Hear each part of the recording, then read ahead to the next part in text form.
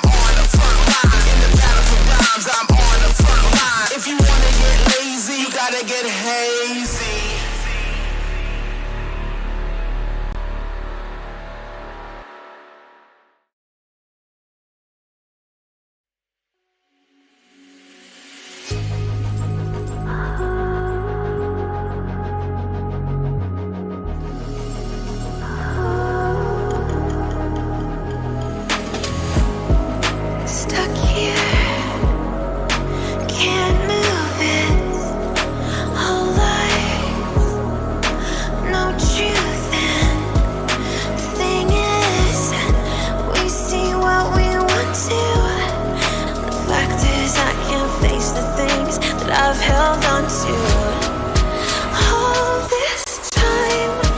Thought you cared, break it open, nothing's there. Open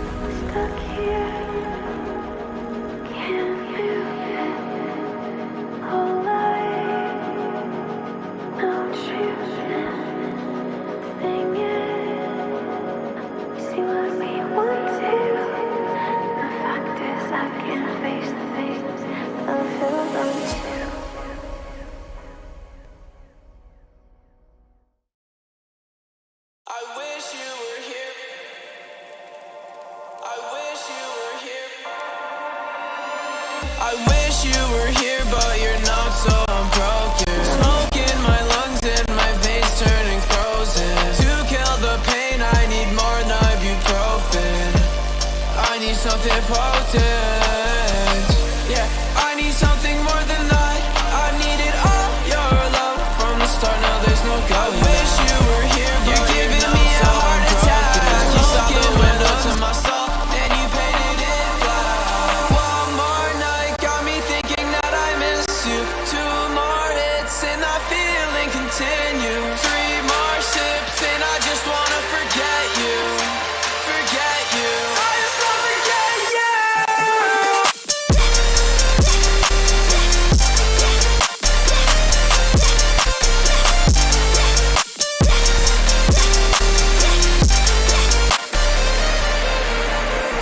If I say something, will you say what's on your mind? If I fall harder, could you not leave me behind? If I talk smarter, can you not talk down? I'm so sick of this shit, I'm so sick of this town.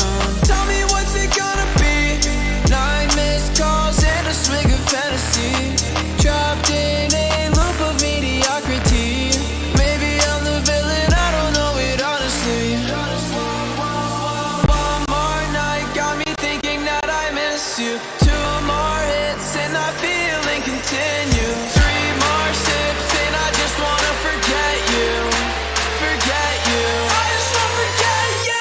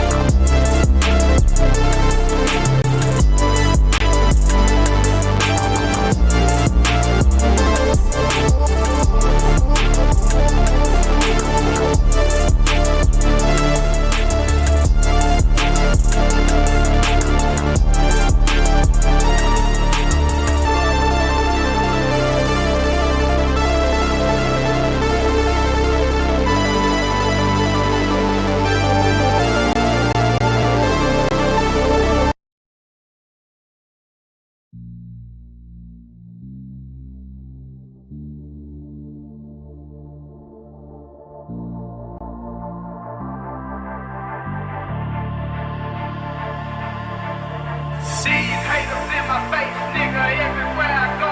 Hater every state I be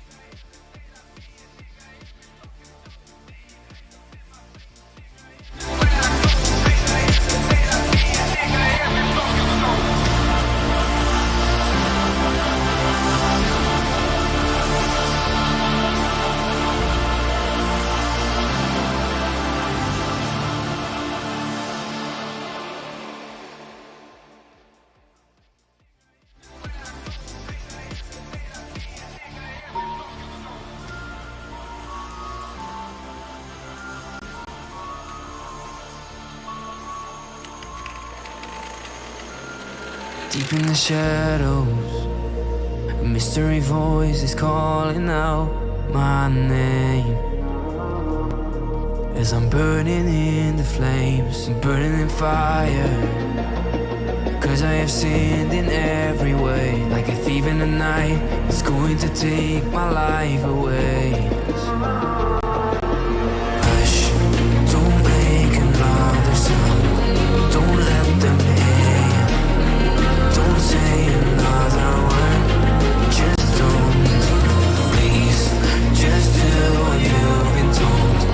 Don't let them take control. Let's get out of the dark unnoticed.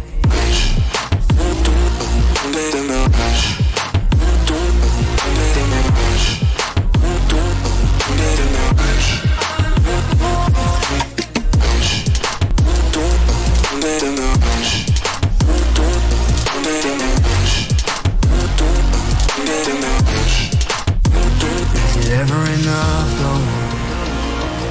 It's time to carry on out of the shadows into the light where it begun. I'm not afraid, I will push to the end. You will bow down and suffocate.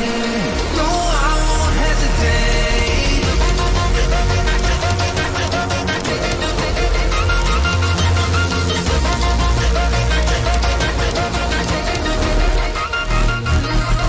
Please, just do what you've been told. Don't let them take control. Let's get out of the dark unnoticed.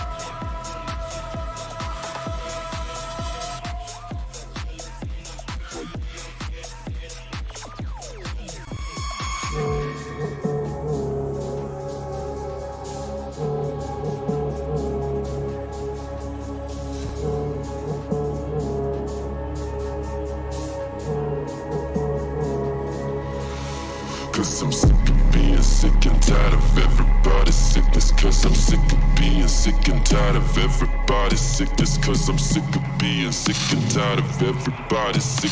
While I seem to be getting sicker at making it my business.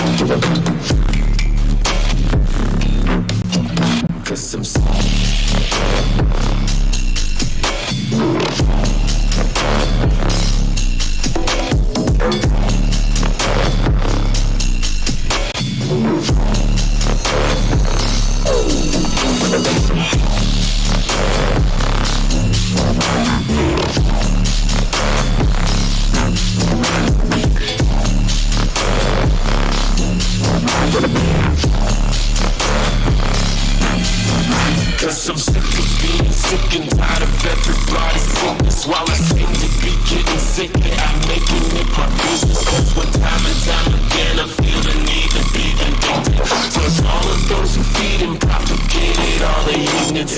Walking back and forth and tap the leg, I get more restless. Constantly in Constantine, the times will make me reckless. Covid run, back so fast the dodge all of the questions. Now I'm sick of being dragged into the messes. Cause I'm sick of being sick of all the messes. Cause I'm sick of being sick of all the messes. Now get the message. Cause I'm sick of being sick and tired of everybody's sickness. Cause I'm sick of being sick and tired of everybody's sickness. Cause I'm sick of being sick and tired of everybody's sick. While I seem to be getting sicker at making it my business.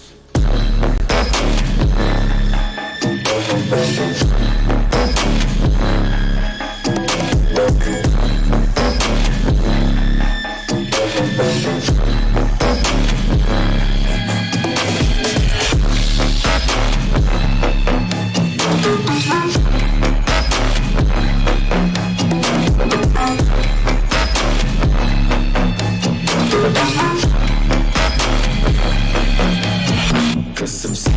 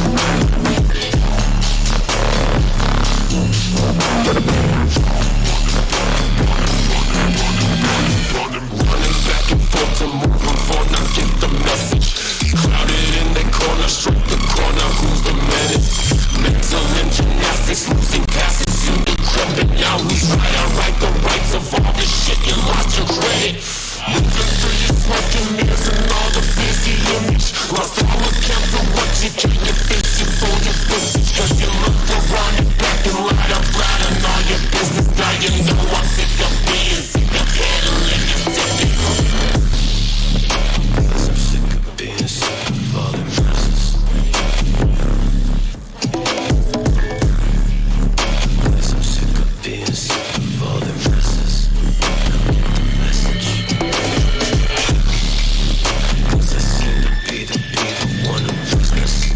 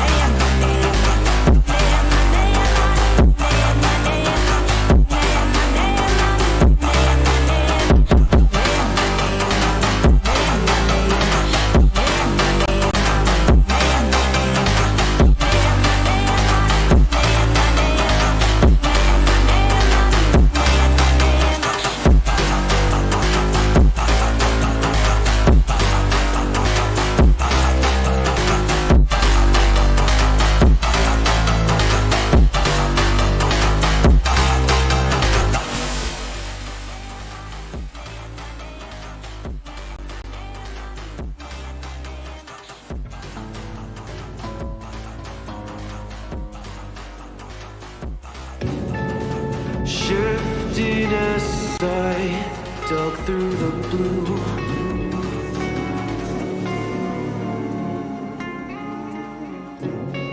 Hands out, reach guided, but not by you.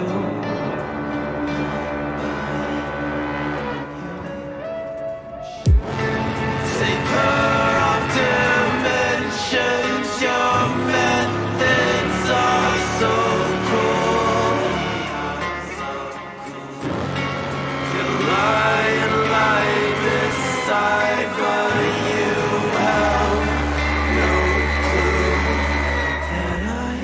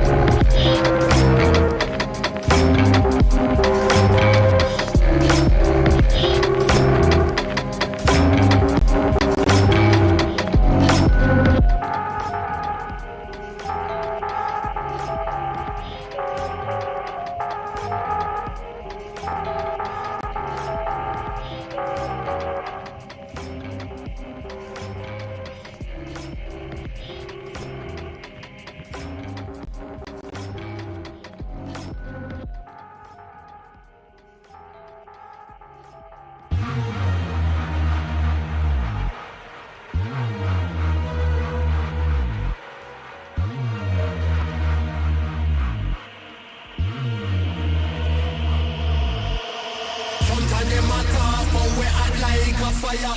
And when time we come, it's like West Indian fire. Sometimes them a talk, but we hot like a fire. And when time we come, it's like West Indian fire. Said I'm way too late, way too late. Said I'm way too late, way too late. Said I'm way too late, way too late. Said I'm way too late, way too late. Said I'm way too late, way too late.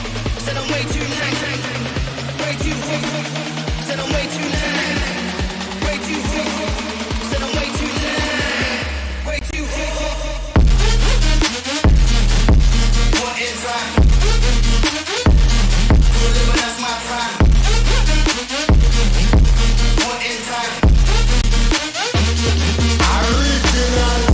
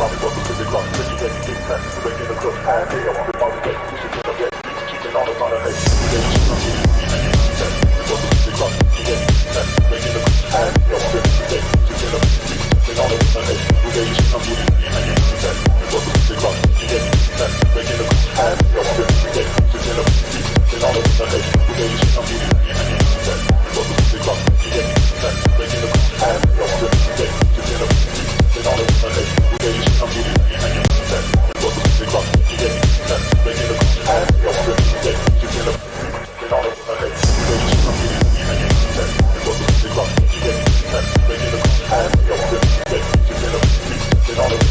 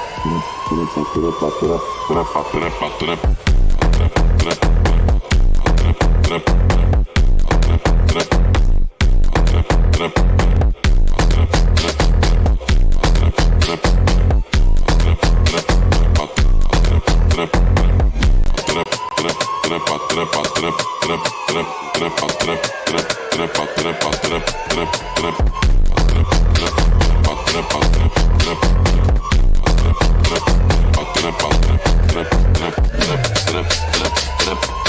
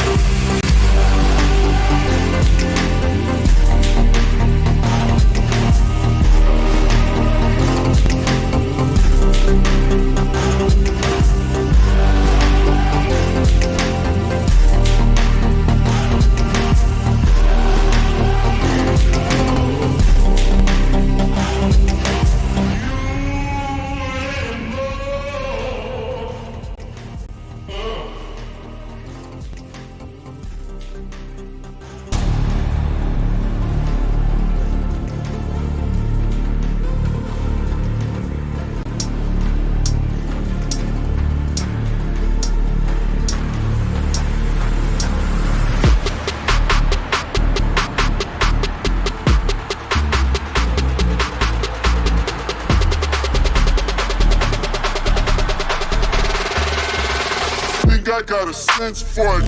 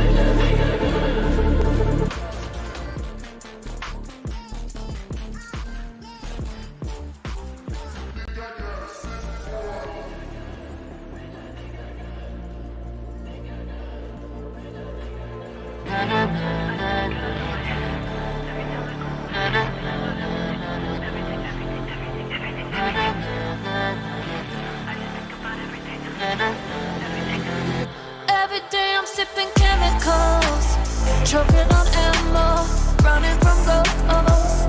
Every night's another episode. I'm watching in slow, changing the channel. 'Cause I don't wanna think about the past. But it was beautiful now that I'm looking back. Hell always feels like heaven. Love is a poison medicine. You can't get up till you get in. But you know I don't, you know I don't. I don't be crying.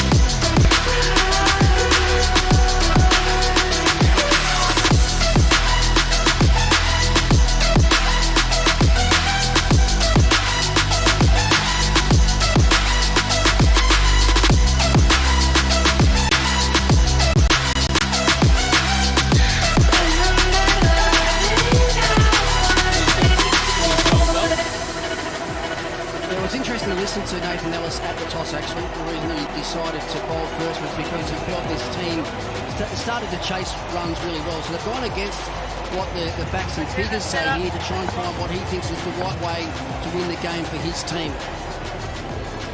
As also said pre-game, though, just how big a job the Hurricanes bowlers have here. This is a powerful lineup.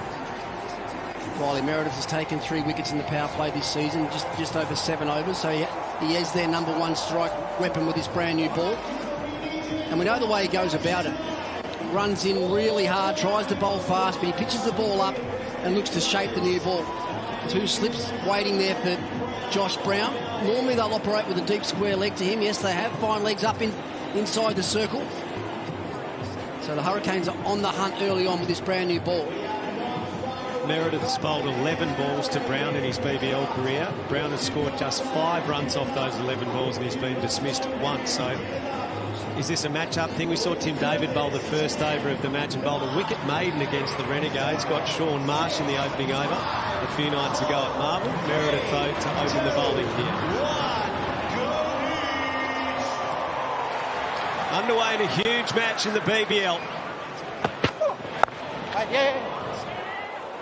A bit of fielding on the ring from Sam Hain. Good start for Meredith as well. Yeah, just to answer your question, Al, just on that Josh Brown versus Meredith, it's probably something where Josh Brown came into the tournament and it's a step up in class, and Meredith's high class. And when you open the batting against someone that bowls, you know, high 140s, 150, it's a challenge for any batter, particularly when they're skilled and educated to swing the ball away from the right-hander. Well, the interesting thing with that matchup, if Brisbane are worried about it, then Colin Munro could have taken the first ball. Yeah. And then potentially see out most of the first over. Heavier leg side field for Munro, just the one slip, mid-wicket in deep square leg. There's a little bit of shape back into the left-hander.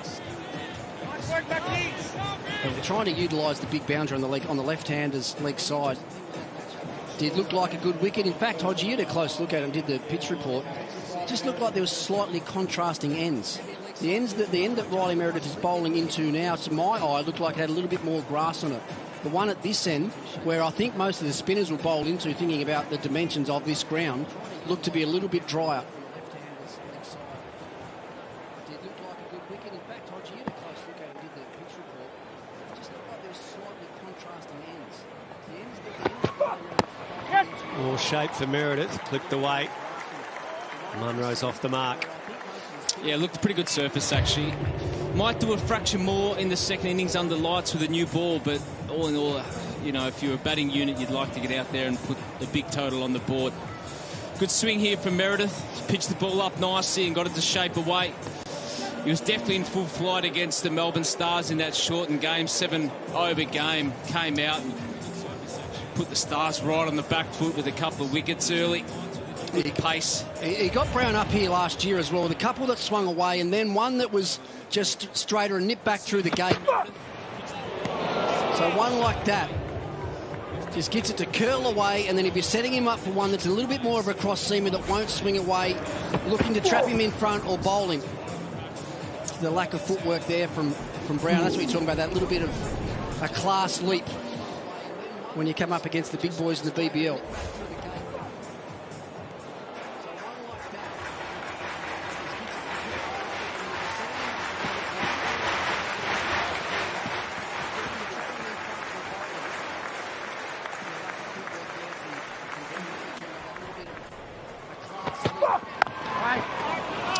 One thing you don't see too often is 2 slips in play as well. So, you know, when Riley Meredith's up and running and bowling well, when he's got 2 slips in play and he's taken the new ball, for a long period of time he had a role where he'd bowl sort of outside that power surge, or the power play, sorry, and bowl with 5 out. Well, this is what we like to see.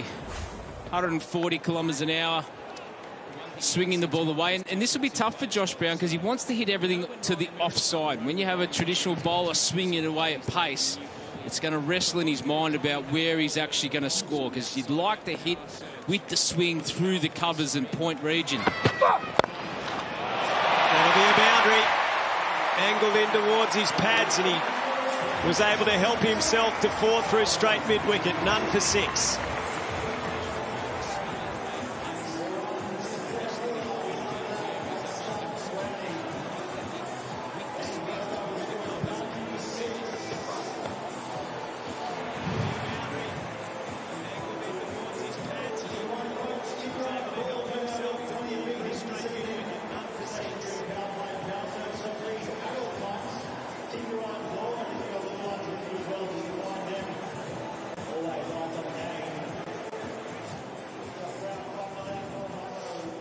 Hodgie, take us through the dimensions of the Gabba. Well, it's inviting to one end, Al. That 47-metre boundary where that ball just got hit from Josh Brown.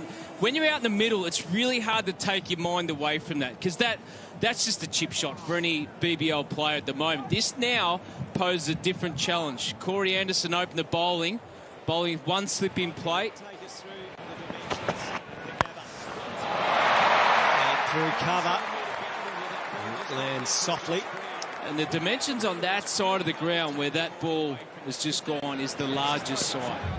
And you're going to see two different scenarios of bowling efforts. This one you can be a little bit more aggressive with your spinners, bowling to that sort of 86, 80-metre boundary, whereas the other one, bowling from the commentary box end, is actually just pure defence. You just feel like you're under the pump. Everyone's just trying to smash you to that 47-metre boundary. High shot there really showed how short that boundary is. It's a drop punt, basically. The Brisbane Lions play their AFL football here and they have no issue clearing the boundary from that bottom portion away to the left. It's very attractive. What it does is put the bowlers off what they need to do as well, because often you want to bowl full, you bowl a Yorker with some slow balls, and it can often just sit up. And if you miss it by a centimetre, it's a half hit. It's a chunked slog over the top of long on. It generally carries. And usually out on any other ground. Not this one. Goes about 35 rows back near the top tier.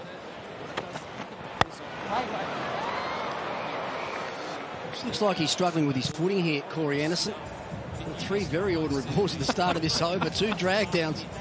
Well, 2 wide balls to the left-hander, then a juicy full toss outside Brown's off stump. When they've got a very heavy onside field, they want the right-hander hitting to the big pockets on the leg side that we were just talking about. So it's a long on and a deep backward square. The 2 men out for Anderson. He has to get straight to Brown there. They're challenging Brown to hit him over the big boundary. Looking for a catch in the outfield. 5 men in the ring on the offside. He really is all over the shot. He's struggling. You can see the frustration. Something that he's not quite happy with. He's probably got the batting spikes on, has he?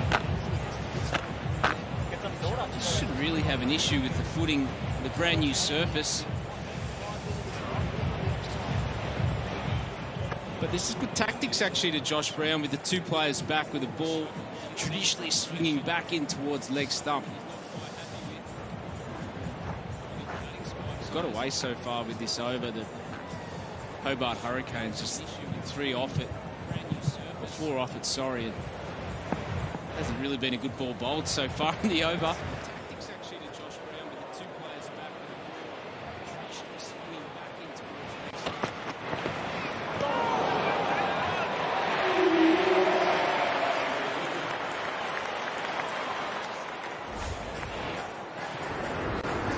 stump. Where's it going wrong here for Anderson?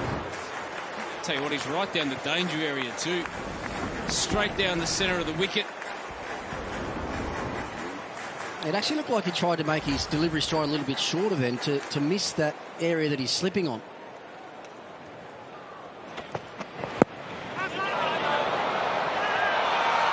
That just balloons up, but no bat involved. So Brown a touch scratchy early. His form has been good the last couple of games. Yeah, this is where he just needs to be conventional, just trust his instinct. He doesn't need to try and bang that one over these 2 fielders waiting back to be caught. That's where they're looking to get him out. He's lucky to get away with that, but if he just played a traditional cricket shot with that one, get a little bit of bat on it, it's going to race away to the boundary for 4. Again, trying to hit through the leg side, but missing out Brown. Yeah, that's what they're trying to do, the Hurricanes. That's exactly why Anderson has bowled this over. Got the last 2 right. Before that was all over the shop. But Brown's going to take it on. He's not worried about the size of the boundary or the 2 men in the deep. There is a big gap, has to be said. There's a 150-metre gap between deep backward square and long on. They're going to change that now, actually. Long on's coming up and mid-wicket's going back. So now the challenge for Anderson is that this cannot be too full. The length has to be into the wicket. Almost trying to challenge it, hit it off the back foot. Straight down the ground goes Brown. He got hold of that one. A good way to finish the over. 9 off it, none for 15.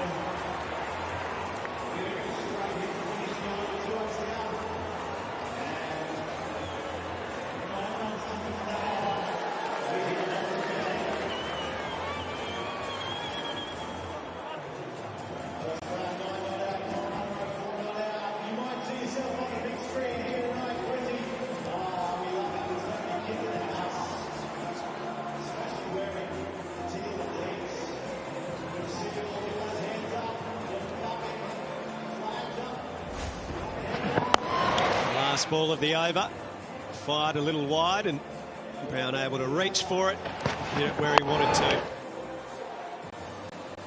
Poor ball, that. Poor ball. That was the only ball he couldn't bowl, was to pitch up and let Brown hit him down the ground. It had to be into the wicket, making him hit it square to the man that he had in the deep. Nathan Ellis now over number 3 for the Canes. Bit of a party going on over the back of the Gabba in the apartment blocks. And they are really right on top of the ground, so good view from there. Ooh, it was right across left-handed Munro. Bit of movement. Yeah. Off the surface. Looked an absolute belter when you first glanced at it. It was no moisture in it. A little bit of natural grass. That's beautifully swung across the line. That's pretty agricultural from Munro, who hasn't had much strike at the moment. It's been all Brown. This is the end that I did think looked a little bit greener. Looked like it might do a little bit more from the quick bowling from this end.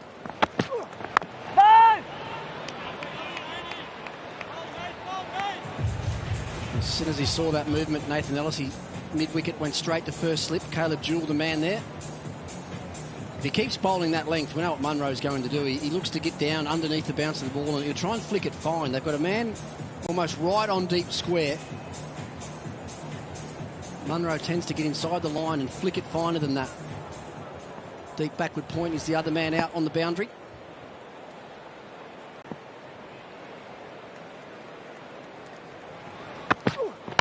Comes at him, flashes it away through the covers for 4. Good way of explaining it, Al. That is thrashed through the covers. Using the feet. Getting to the pitch of the ball. Being creative, Colin Munro. That's what he's been since ball 1 of the BBL. Nathan Ellis always consistent on his line and length with the odd change of pace. Well, Munro's saying, I'm not having any of this seam movement. I'm going to take it out of play, come down the wicket and belt it through the covers. Good proactive batting.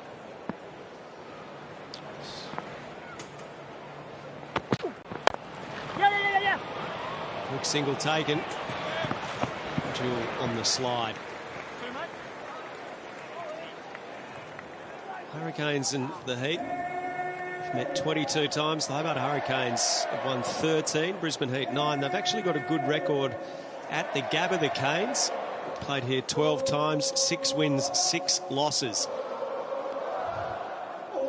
Had some good duels with the Brisbane Heat over the years, going right back to the early stages of the BBL.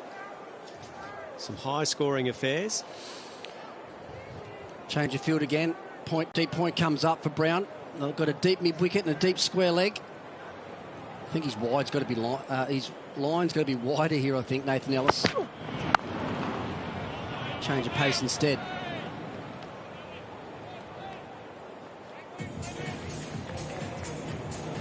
It's been a real interesting start, actually. We've seen a little bit of movement with the ball, a little bit of swing on offer.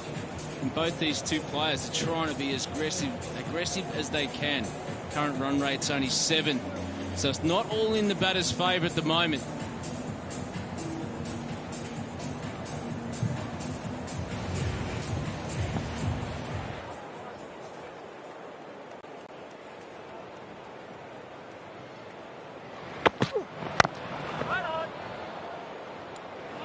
So he bowled 4 dots in that over. Ellis went for 5, none for 20.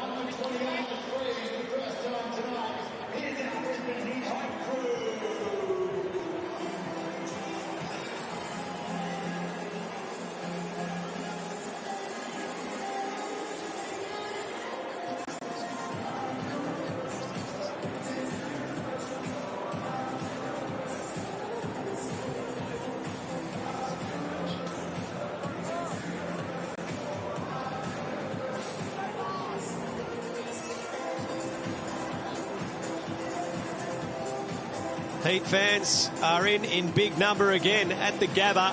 Fantastic atmosphere. And their team has been playing some superb cricket, unbeaten this season.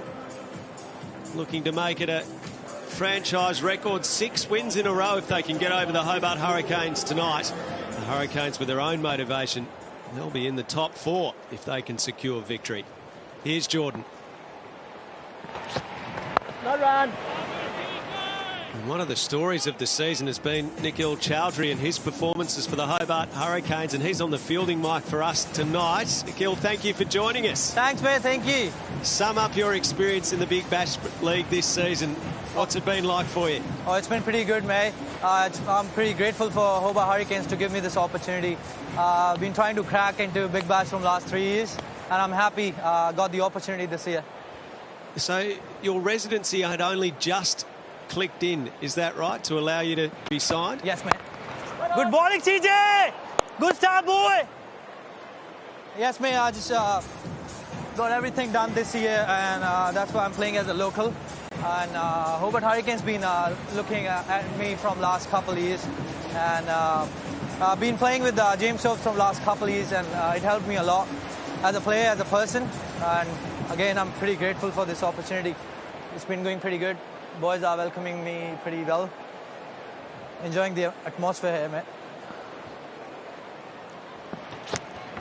Catch it. Now, you're a good cricketer, we can see that. Not a great Mexican restaurateur, we hear. There were a few incidents in the restaurant that led to a change of career to go into the courier business. Is that right? Oh, true, mate. I'm not a good cook, and not very good with the knives. Obviously, got cut my index finger on the first day of the job. So never cooked in my life, to be honest.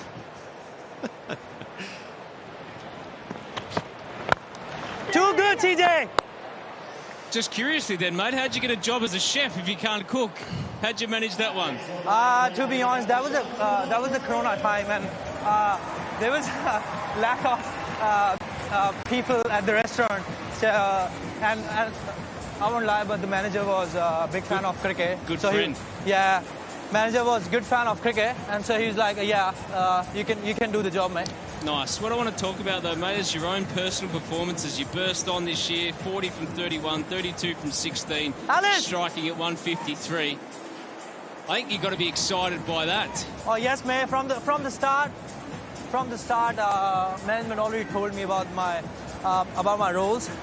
So yeah, it's been always been from the start to be a finisher,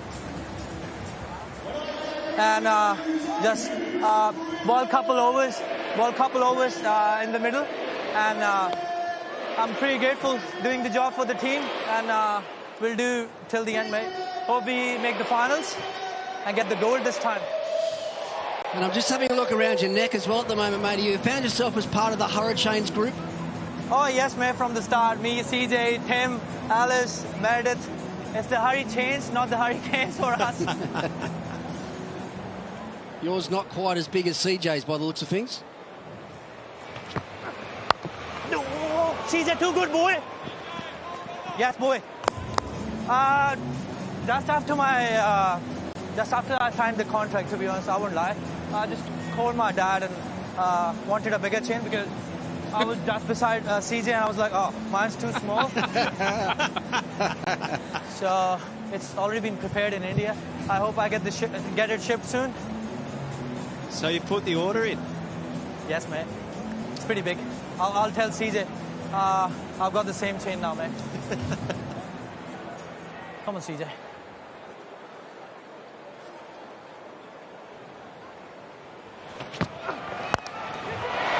He waits on it, he lofts it over mid-on. Yes, Callum! Efforts, Jewel boy! makes the stop and they take 2. CJ, too good, boy, too good. Well, I can only imagine what the chain's going to look like if you end up with an IPL contract then in coming years, Nikhil. That would be the biggest thing for me, mate. Everyone as a kid, as a player, wants to play in the IPL. Obviously, with all the big players down there, and it'll be great, mate. And obviously, then I'll have a bigger chain than CJ, maybe. Nikhil, I want to ask you, who did you actually support in the Big Bash before you got selected for the Hobart Hurricanes? I was pretty big fan of Stars because of Max Mullen's toughness.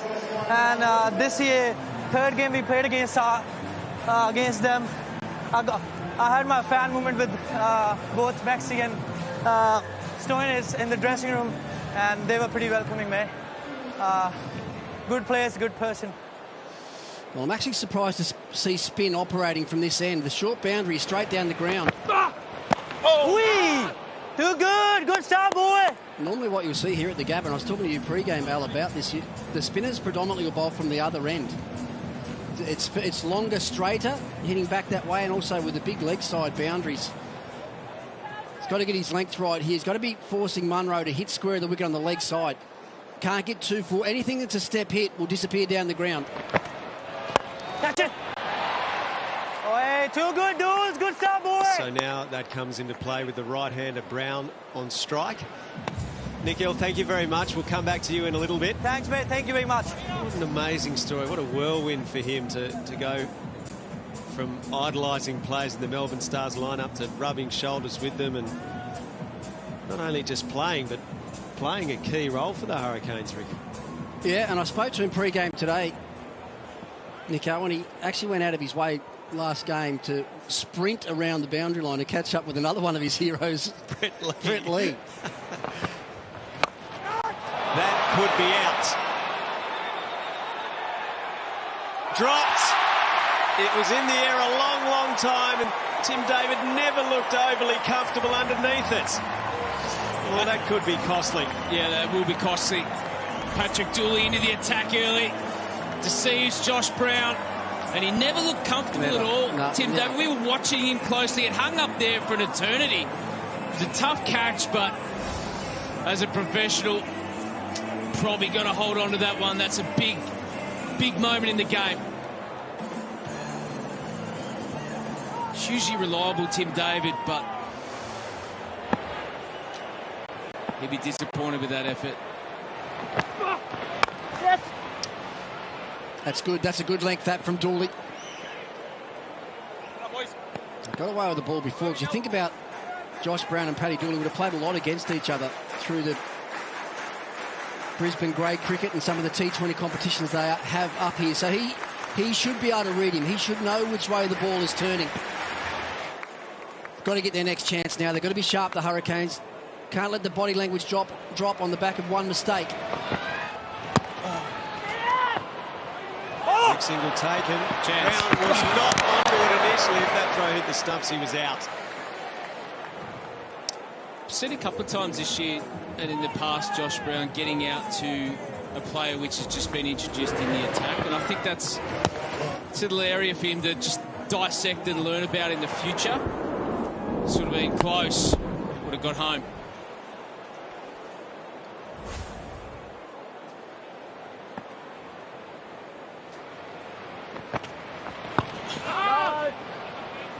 That's a really good over from Paddy Dooley. 4 off it, none for 27.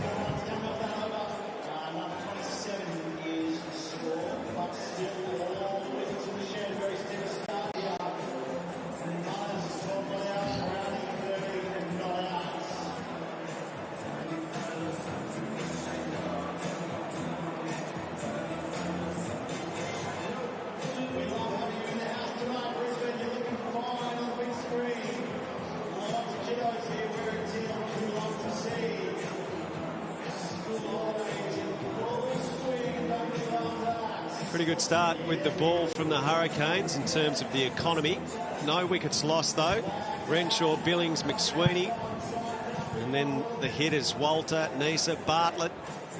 There's a bit to like about that batting lineup for the Brisbane Heat. 32 is their average through the power play this season. They're not yet there through 5 overs, so the Hurricanes will be happy to have pegged them down. And here is Chowdhury, ready to bring all his enthusiasm with the ball. Hooked away, and that should run to the boundary. Brown to 17 as we welcome in Ian Bishop for the first time tonight, former West Indies paceman. He'll be part of our coverage of the Test Series, Australia and the West Indies as well. And great to see you here tonight, Bish, at the Big Bash. Thanks, Al, for having me once again. Hello, Haji. Hello, everyone. Very excited to be here. Oi. And excited to see how you guys have spoken a lot about the dimensions of the ground. Some of the first things you turn up and you look at when you come to a T20 game. And the length, as Ricky pointed out before, is going to be critical for both slow bowling options. To bowl into the pitch and ask them to hit square into what is now the offside or the leg side for Brown. Yes.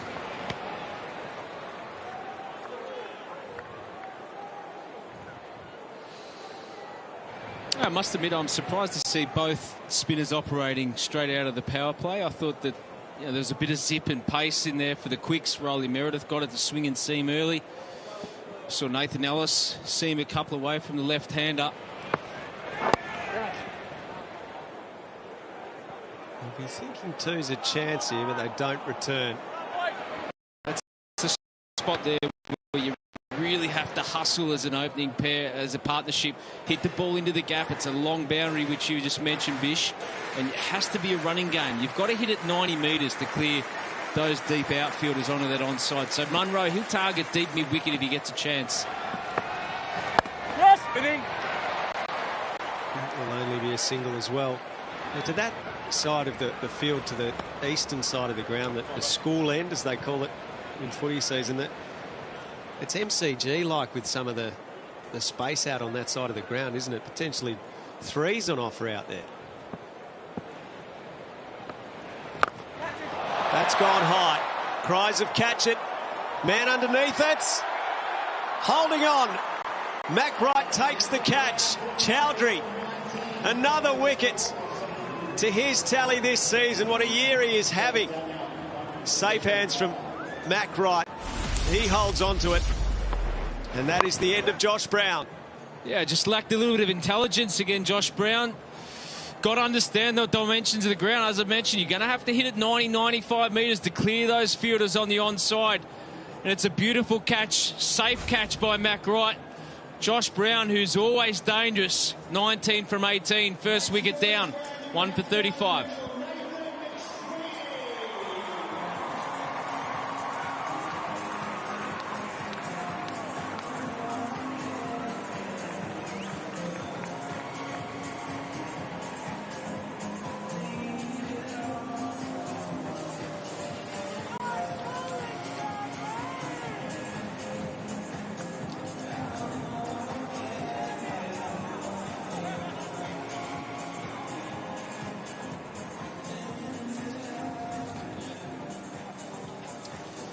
So Nathan McSweeney comes in at number 3, produced some good knocks this year. 73 off 52 against the Thunder, 22 not out in the last game against the Sixers. He is one who will hustle between the wickets. Erin Holland's part of our team tonight. Let's go boundary side with her. Yeah, hello. I've got Dr. Chris Brown alongside me. He's got the best view in the house to watch the cricket. Are you a cricket fan? I am actually, yeah. I used to play very poorly, so I come along here and love it. I mean, what an atmosphere. Gabba's packed, heater on fire. It's a great game. And we put you to work straight from the word go. You had the bat flip before. I know you do live TV for a living, but you're a bit nervous, weren't you? There's a lot of pressure there. You gave me the very strict instruction not to hit myself in the head with it, which was a very good tip. I thank you for that. But didn't really do the home fans a great favour by allowing the Hurricanes to win it. Oh, it's all right. I'm here to help. Make sure don't hit yourself with the bat flip. We'll get you back. It was so successful. But you've joined Seven. We're so thrilled to have you as part of the team, obviously. We're putting you to work. You're a very busy man. Talk to us about Dream Home. The show sounds incredible. Yeah, it's a heartwarming show. It's everyone's struggling to own their own home. So this is a show where we take 6 couples from around the country and give them the chance at their dream, which is basically to renovate their home. We're in Melbourne, we're in Sydney, we're in Brisbane. Just spent 6 weeks up here in Brisbane, and it's It's a great show. A lot of laughs, but also a lot of heart and some incredible transformations as well. Some inspo for your own home as well, I'm sure. Yeah, it needs it. And Dancing with the Stars co-host with the lovely Sonia Kruger. Yeah. Don't think that I'm not upset that you've gotten away with not doing your own foxtrot. Was that a ploy? Because surely you'd know that we'd be asking. It's the only guaranteed way to make sure you never see me dance is to actually host the show. So it's worked perfectly so far until they ask for something. So I might have to learn a few steps just to keep up with Sonia. I mean, she's a pro. Oh, Tina Sparkle, I mean, you can't deny that talent right there. Oh, you can't. Well, we love having you as part of the Seven family. So appreciate your time. We'll let you get back to watching the cricket. Dr. Chris Bowen, look forward to seeing a lot more of you on the screens of Seven. Thanks so much, Aaron. Thank you, Aaron. Thanks to Dr. Chris Brown, and welcome to the network. Looking forward to those shows. Unfortunately, he's going to put our looks under pressure. Ian, we'll have to sharpen up a little bit. He's pretty suave, Doc, isn't he? Good name to have. Yep. Chris Brown. Yep. Where I come from. Good name to have. Good delivery as well from Riley Meredith. And I was just thinking, is it worth having a slip in there? Could you go slip with a new batter on strike? There's some good bounce, good pace in this over. He's gotten up to 145 clicks already. That's a good line. Don't change anything, in my view, until you start to see a different level of intent, perhaps, from the batter.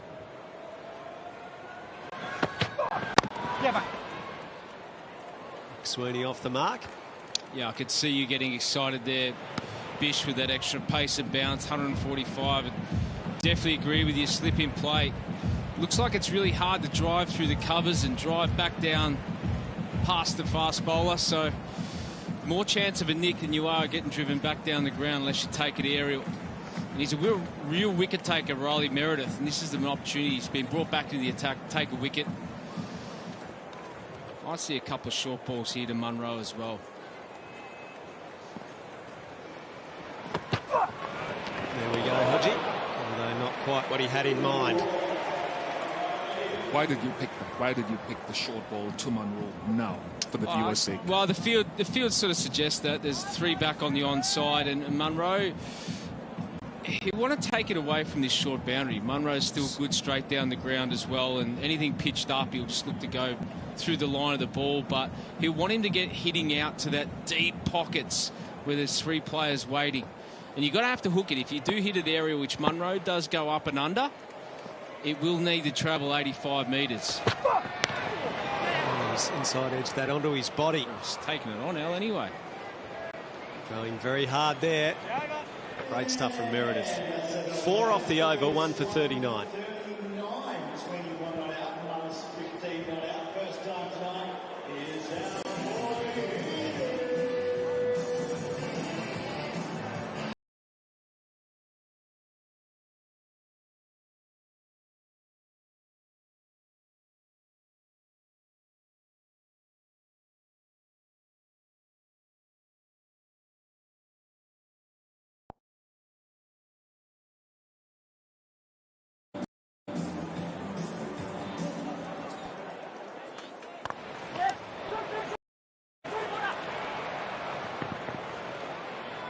Two taken off the first ball of Chowdhury's second over.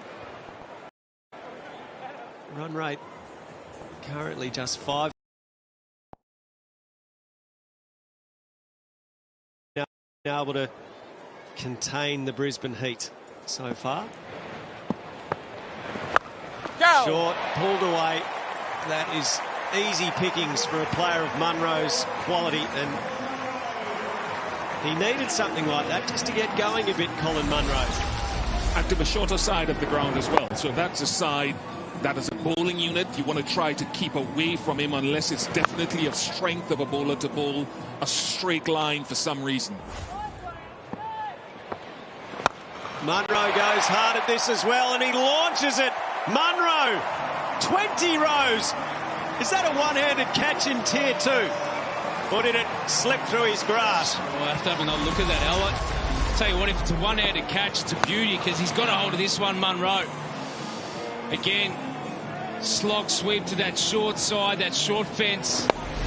It's hard to defend, particularly if you're a leg spin bowler and you haven't got a traditional great wrong and to spin the ball away from the lefty. He's off and running now, 27 from 24 balls. It's been a little bit of a slog for Munro. That's away for at least 2. will be cut off by David in the deep. So we're 4 balls into this over, 14 off it, already the best over of the innings by some margin. This is a little momentum shift.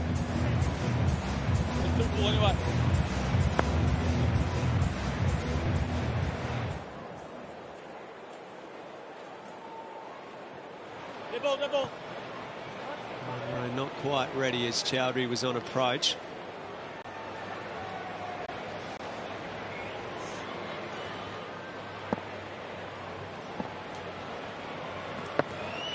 Hey. Fires that one through. Just wants to get out of this over now, Chowdhury. Yeah, Dotto one's a good result here. Last ball. Monroe locks him again. Jordan comes around and it's over the top for 6 more. A mammoth over. 20 off it. Ignites the heat. 1 for 59.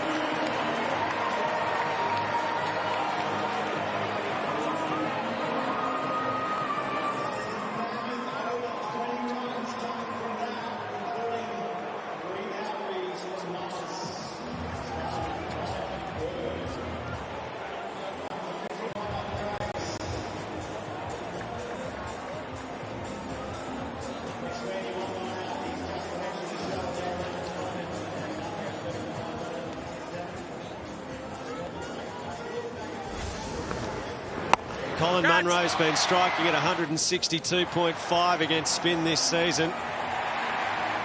He's now hit 9 sixes off the spinners in BBL 13. The rest of the Brisbane Heat lineup, 5. So he's the 6-hitting man when it comes to spin bowling in that Teal lineup. What a shift. What momentum it gives the Heat. The Hurricanes had been miserly early. That's what can happen, just that one over, that one big over can really propel a team forward. Yeah, and someone like Monroe knows that, and targeting the areas of the ground where he can score. It's why I like to get wickets up front, because wickets up front means that there's not a set guy going into the middle and to the back end. And I'm curious to see how they bowl defensively if it gets to the back end of the innings, whether they use more often CJ and company that big side of the ground. Monroe gives himself room. Straight to David at long on. Yeah, I'm a little bit surprised they've gone to Patrick Dooley after seeing Nikhil Chowdhury be smashed into the stands just the over before. And it can only be the dimensions of the ground here, which is enabling the spinners. But there's been plenty of movement. We saw some real good pace and bounce from Meredith. As good as Dooley is, he's only picked up 4 wickets so far this year. And, well, this just looks like there's a little bit of pace and bounce that you've got to cash in early. Otherwise, you're going to pay for it later on. Thought Jordan might be an option, even Nathan Ellis himself. Or continue on with Meredith, who's got none for 9 after 2. It's express pace, good bounce, and genuine wicket taker. Monroe might bring out the reverse sweep here soon, target that shorter side. Yes.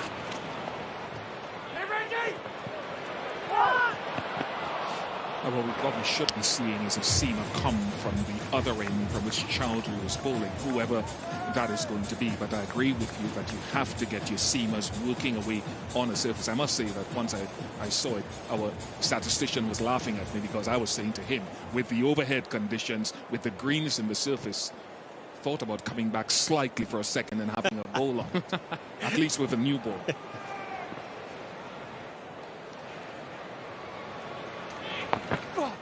Waiting. I reckon you would have been a little bit like Jason Berendorf from the Perth Scorchers, Bish, where if you got a brand new kookaburra in it, you just got to use it till that shine gets off. So you say, skipper, I'll bowl 3 or 4 straight if you don't mind. You know what to say about bowling 3 straight in T20 cricket, unless you're one of those specialist guys. You're going to disappear in the 3rd, I reckon. Doesn't always happen. There are some guys that do it well occasionally.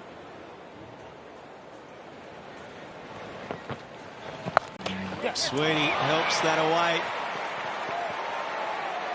and helps himself to 4. It was a bit of a drag down.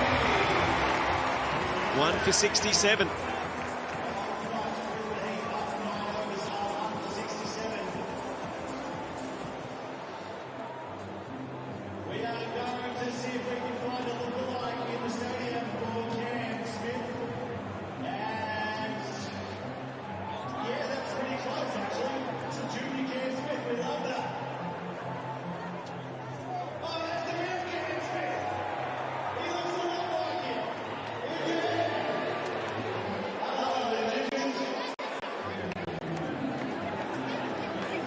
Yeah, Al, you talked about it being a drag down, but look at the line as well. It's heading past leg stump, and it's hitting to the short side of the ground. So far, he's done well bowling it on off stump or outside the off stump. So that is an unforced error from the bowler. Munro back past Ellis, who flung himself athletically. They come back for 2. It's back to bowling 3 overs. We don't see it too often at all. You mentioned that. And the reason being is that usually, unless you've got a couple of wickets in the power play and you're on a heater, a batter usually gets an idea of what you're trying to do. And the other night was the first time I've seen someone bowl 3 overs straight in a long time. That was Fergus O'Neill from the Melbourne Renegades, who's a little guy that sort of swings it around, moves it off the seam, and the conditions suited Bish. Rarely do you ever see it. I'll come back to that, actually.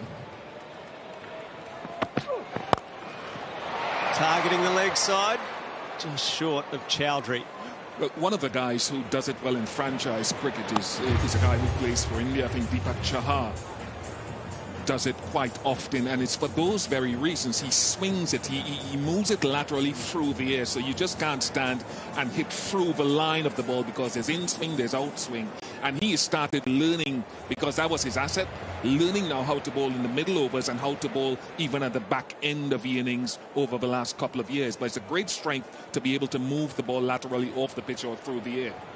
Chennai Super Kings off the edge. They'll pick up 2 more. This partnership is starting to accumulate freely. 37 off 21. Yeah, it's a left and right hand combination as well, which is causing the Hobart Hurricanes a little bit of stress, being able to manage these 2 players. There's nothing down the ground. There's still 5 inside the circle for McSweeney. Very good square of the wicket player. This might be an opportunity to try and take him downtown straight if he's feeling confident. But it's only 3 balls till the drinks break. Hit on the pad, big shout, out. Ellis makes the breakthrough. It's a timely one, as Hodgie mentioned, on the stroke of drinks, just as the heat was starting to take hold.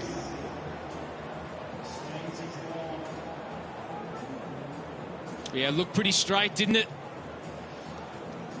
It's pitched up from Ellis. Not a lot of swing on offer. And McSweeney, he was struck on the pads. 140 kilometres an hour, dead straight. Goes for 9 as we have a look at it from straight on. Yep, got to go, smashing into leg stump. Really nice delivery from Nathan Ellis. Just put the brakes on a little bit, that one. A timely little wicket that for the Hobart Hurricanes is 2 for 72.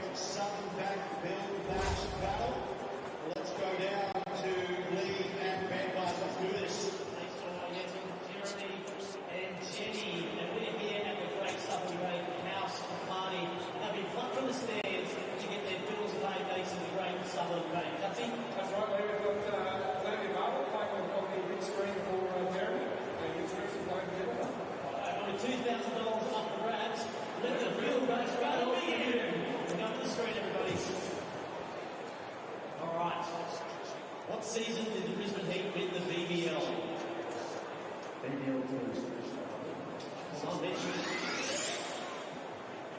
What season did Freddie Quintoff play for the Brisbane Heat?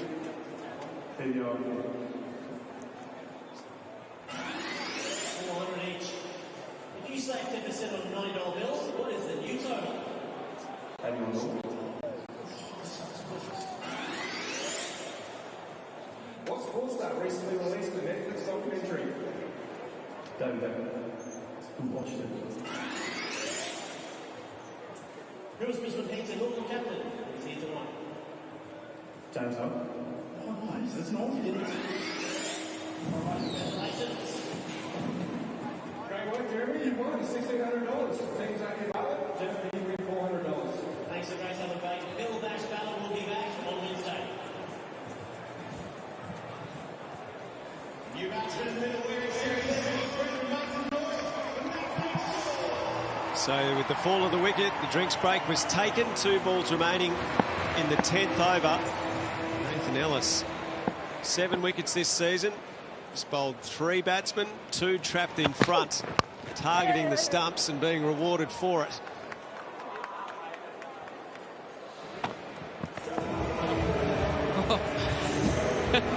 McDermott. Not too happy with Colin Munro there. I don't think Colin was actually watching the ball being thrown in from the outfield, and Benny McDermott just ran into his bat. Be a good challenge, that one too.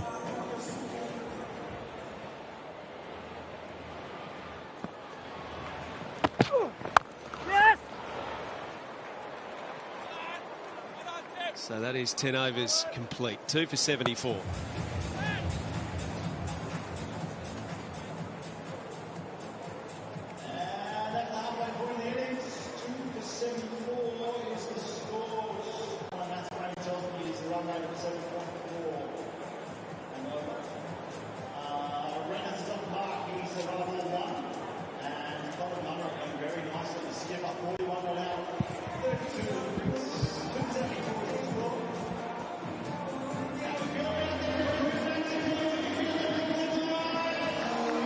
Crowd must be in the high 20s again at the Gabba.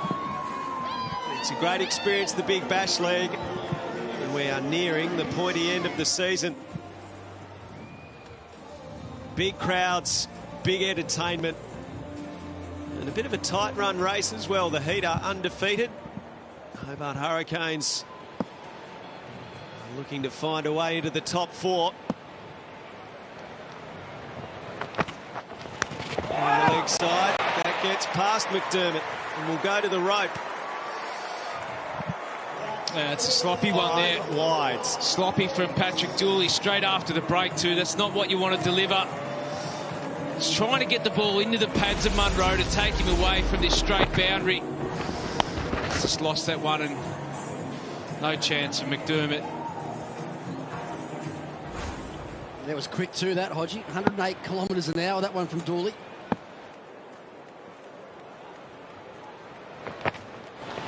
Munro looks to slog sweep and called through by Renshaw. I reckon that's out there. I reckon that a direct hit from, who was it? Riley Meredith at short fine leg. Late call from Renshaw to call Munro through. Just looked like he's struggling. But a good strong arm, Meredith. Yeah, would have been out easily.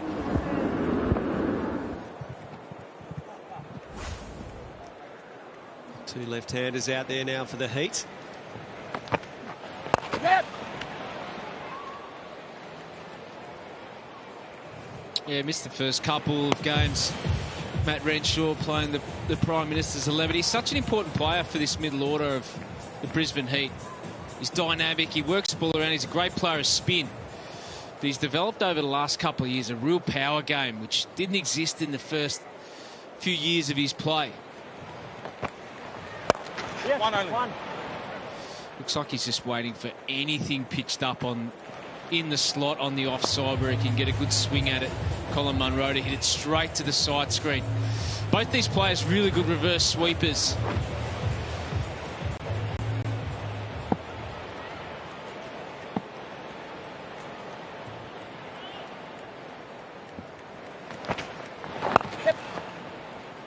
It's been good tonight, Dooley. Punter. Good lengths, pretty good lines. Yeah, just let himself down with a couple of balls, Hodgie, didn't he? The last ball of his last over, and so far, you know what it's like when you're around a team. The bowling coach all the time will talk about getting into your over and getting out of your over well. So far, the Hurricanes tonight, the last ball of their overs have gone for 4 boundaries. One was a 6 that Munro hit Chowdhury for, and then one from Dooley last over that was pulled back at a square for 4. But he has been good, he's been impressive. Continues to find a way. I thought this was always going to be his most challenging season, Paddy Dooley, having sort of burst onto the scene last year. There's a bit of mystery about the way that he bowled and how he released the ball. So far, so good in his second season. Yep. 11 comfortably taken off the over. 2 for 85.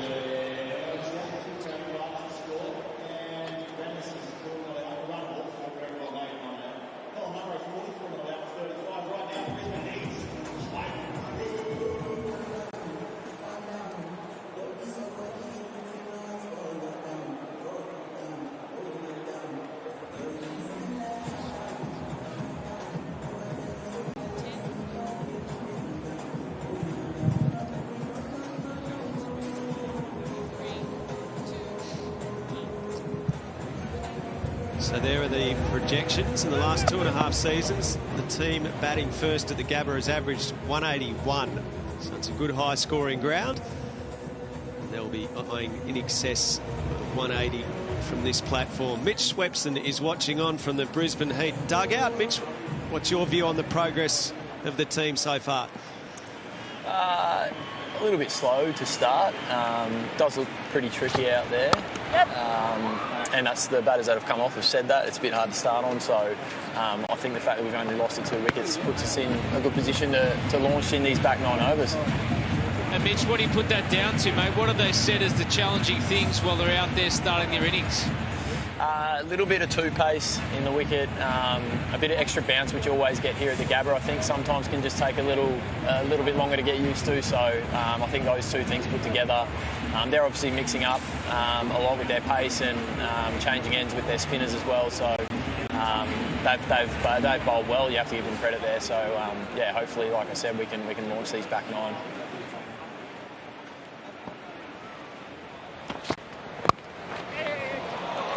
Played. There's protection. Yeah, Mitch, I guess it's not going to be too long before we see a power surge, and I'm sure all teams talk about it and think about it and maybe use it at a slightly different time. How does the Brisbane Heat go about it? Is it left to the guys out in the middle to do that, or will it be the coaches on the bench sending messages out as to when they should take it? We like to sort of give it to the guys that are out in the middle, and it probably helps if the guy with the C next to his name is out there as well, because he's probably the one at the moment that's seen him the best, and he'll read the conditions the best as well. So, yeah, if Colin's out there, I'm sure he'll be the best to weigh that up.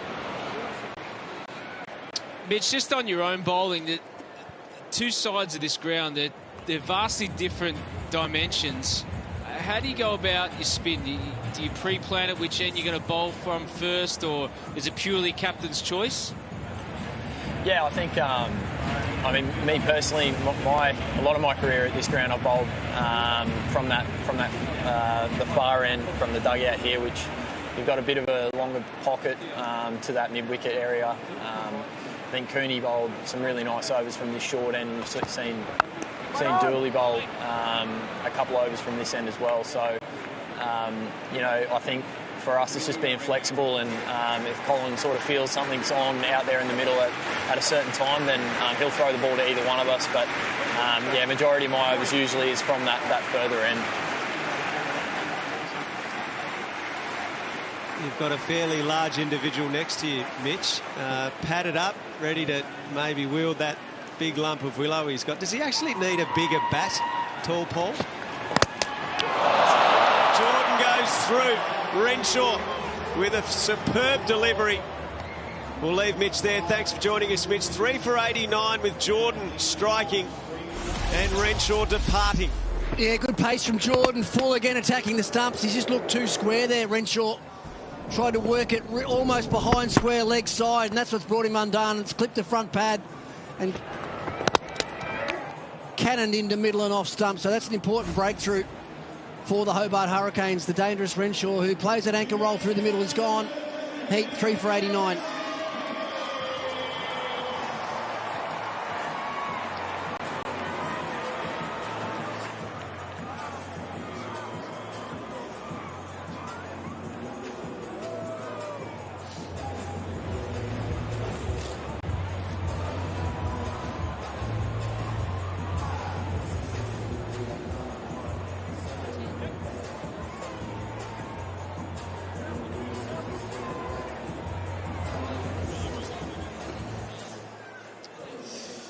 Sam Billings joins Colin Munro.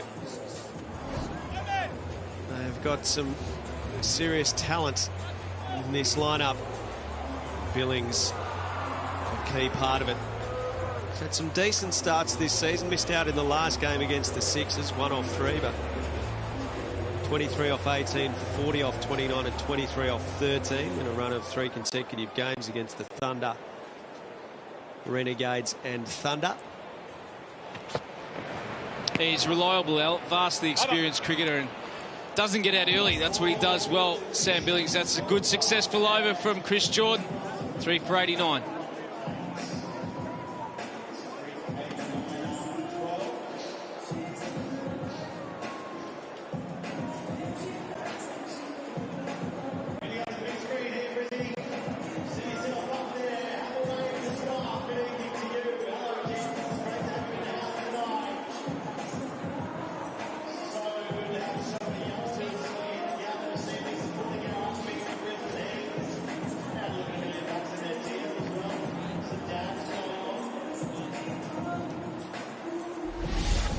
8 overs to go.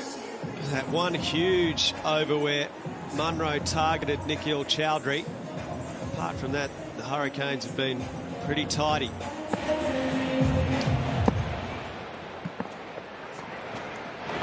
Yes. Tim David playing his 50th game for the Hobart Hurricanes, shy at the stumps. Munro gets through.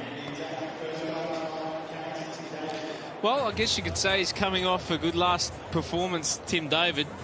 1 over, 1 for none. Didn't bowl another ball. A big wicket too, wasn't it? It was. Sean Marsh. It was a huge wicket. I'm surprised to see him bowling now, though, I must admit. Sam Billings loves to play the sweeps and reverse sweeps against all types of spin. He's got a short boundary leg side. David's going around the wicket. I think that's to create an angle maybe across the right-hander. Lovely start. That's nice in there, but he doesn't want to stay in too straight for too long. He's definitely got some talent, Tim David. He gets good shape on the ball. He's got a good arm ball. He comes from a tall height. He's a tall man and generally lands the ball on a real economical area. Back of a length. That sort of area there, it hits the top of the stumps. You can't get back and pull it, and you can't come down and hit it over the top of the side screen. So, good skillful bowling. Yeah, it looked like it just held a little bit in the wicket, that one too. Just a little bit of turn, which will be encouraging for Kuhnemann and Swepson, who have done a magnificent job for the Brisbane Heat. At the back end of last season, I thought they were one of the main reasons that the Brisbane Heat made it through to the final. Billings trying to find that gap between long on and mid-wicket. Ellis gets around. Well, he's such a heavy onside player, Sam Billings. I've just got with Tim David, I think he just has to try and get it out on the wide line to the right-hander and force Billings to even think about hitting the ball offside. And to Munro, he's got to target his thigh pad. Miscued. It'll land safely unless a miraculous catch can be taken. The effort was there. Ellis couldn't pull it in. 50 comes up for Colin Munro. He took a while to get going, but he's laying the platform again for a significant Heat total. His contribution across the season has been substantial. Yeah, another good effort, isn't it? Strike rate 127. He'd probably think even himself it's a fraction sluggish, but that's good in any mean feat. Now he pulls away. He's actually on the cusp of an impressive record, so we'll get to that on the other side. But 52, 3 for 96.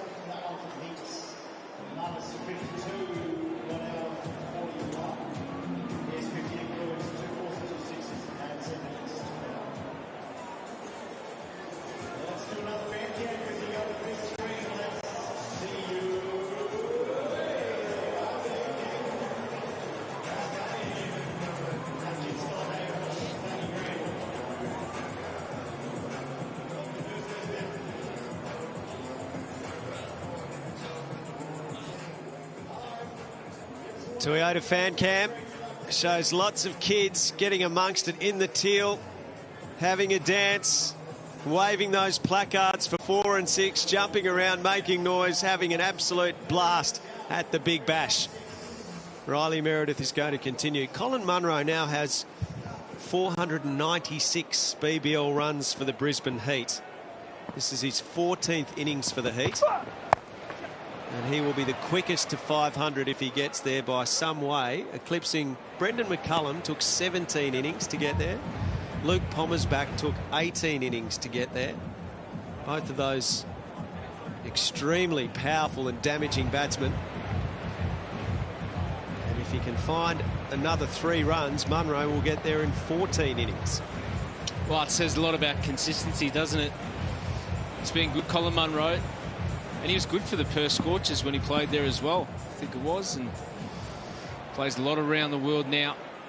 Meredith back into the attack. He's bowled with good pace tonight, Riley Meredith. Yeah, you talk about his consistency, boys. He's one of very few players around the world that have scored over 1,000 T20 runs in the last 3 consecutive calendar years as well. So So these are the Hobart Hurricanes tonight. They've done exactly what you need to do, be consistent here at the Gabba. They've pitched the ball up. There was a little bit of movement. Look at those strike rates when you actually hit the top of the off stump, the good length, just striking at 42. So really well done for the Hobart Hurricanes so far tonight. There's another good example. Desperate stuff from Colin Munro. That looked like good pace, that one. That flew through, yeah, 146. Actually surprised McDermott when it thumped into his gloves. Look at this, take off the wicket.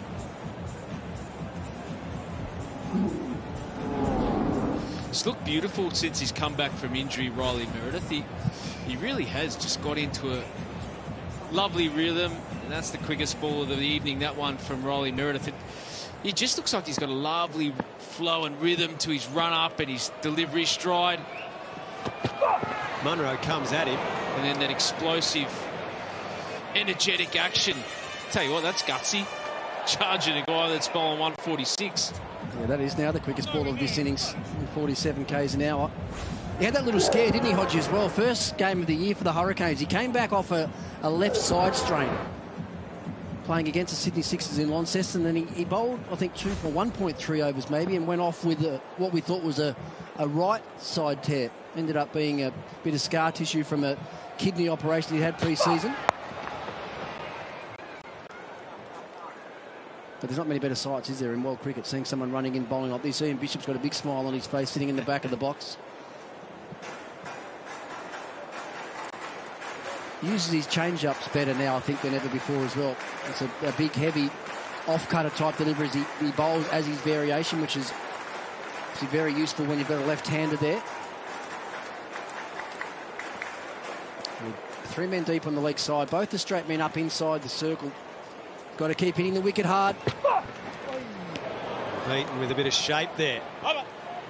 3 off the over. Outstanding from Meredith. 3 for 99.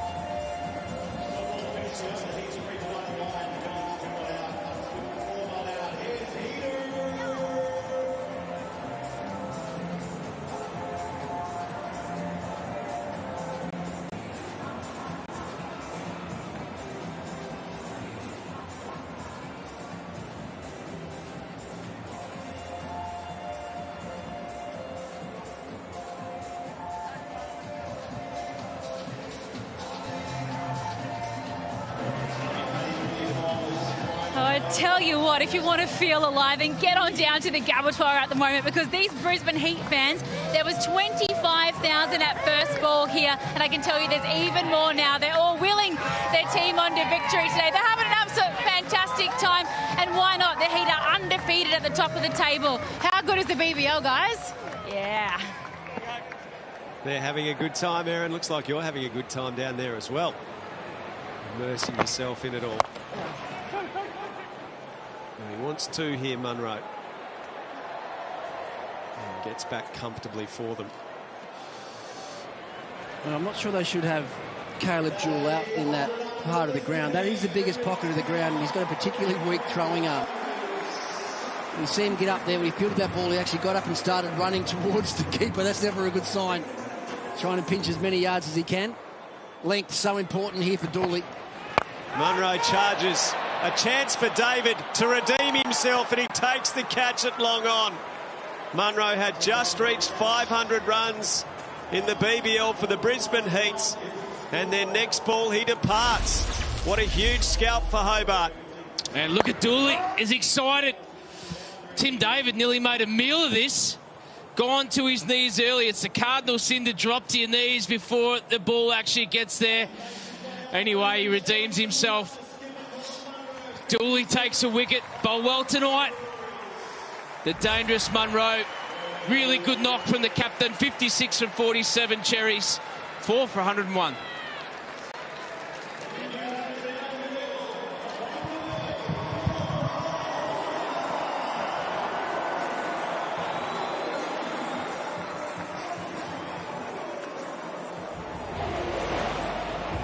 That's it. Set up.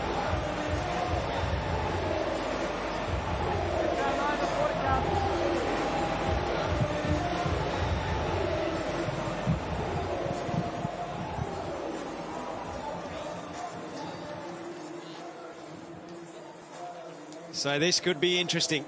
Paul Walter does not muck around. He can blast them. 30 not out off 15 against the Renegades at Marble. 23 not out off 15 in the last game against the Sydney Sixers in Coffs.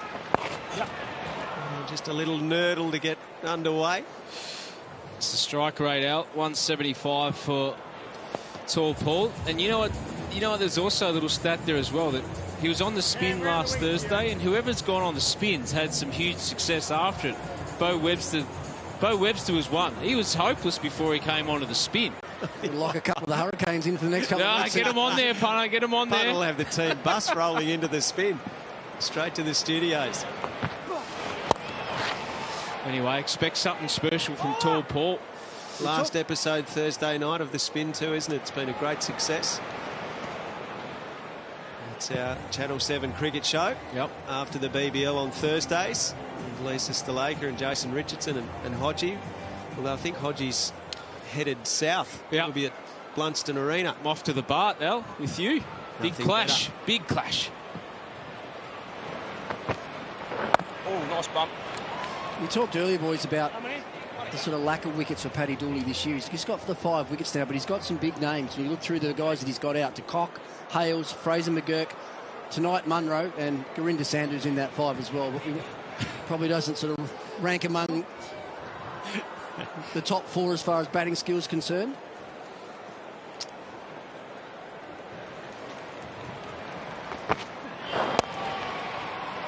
Walter has done a lot of his damage against pace bowling this season, so Dooley is through his 4 overs, 1 for 28, and it's 4 for 104.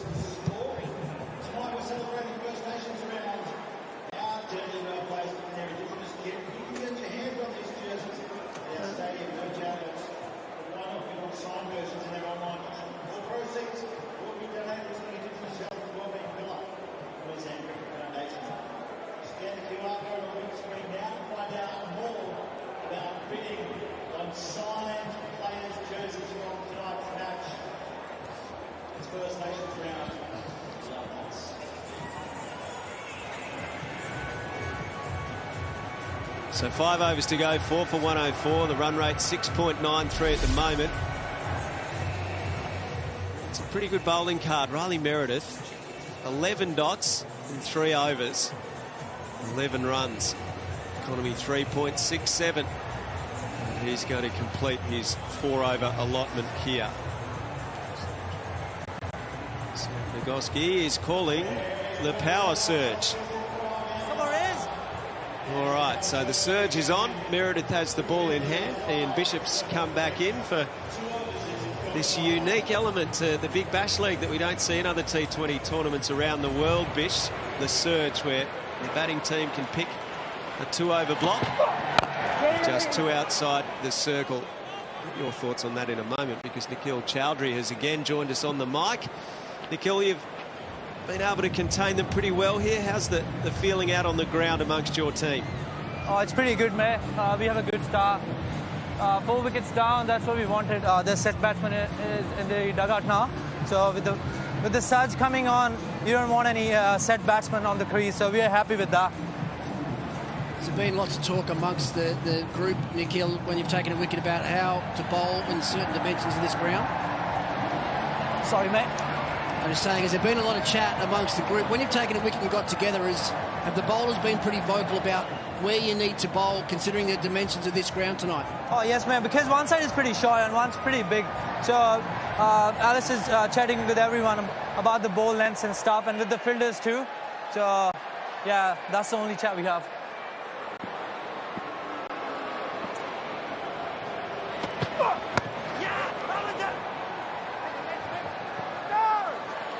Not sure which set of stumps that was going to hit. Nikhil, your celebrations have caught the eye this year. Now, correct me if I'm wrong, but it is the Kabaddi celebration that you do. Is that right? Yes, mate. It's a Kabaddi Thapi.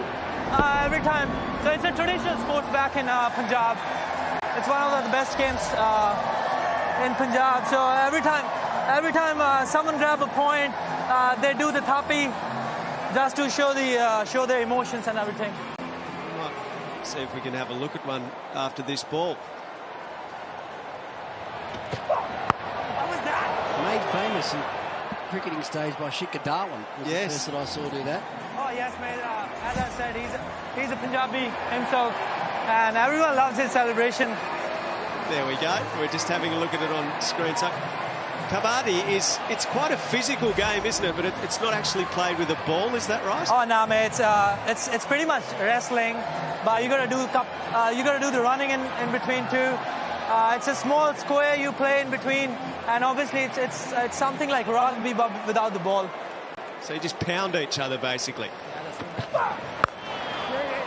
That is just safe.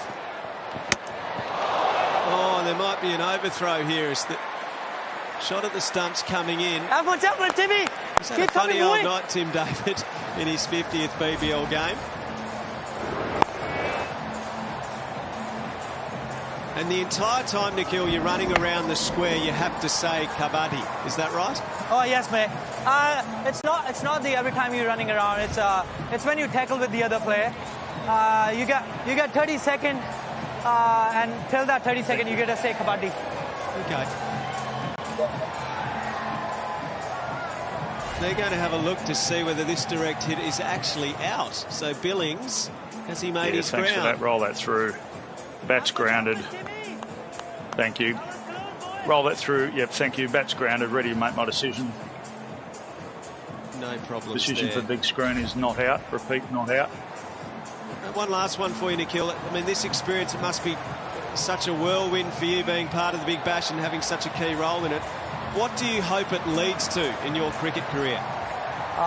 To be honest, when I moved to Australia, Big Bash was Big Bash was on my mind all the time to get crack into it.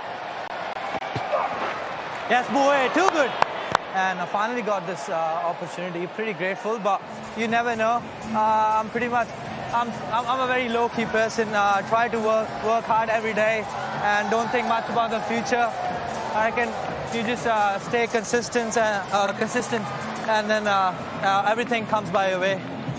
So do you think your days of Australia post-Korea driving are over, or are you not quite prepared to go that far yet? Definitely not, mate. I'm not doing 200 passes again in a day.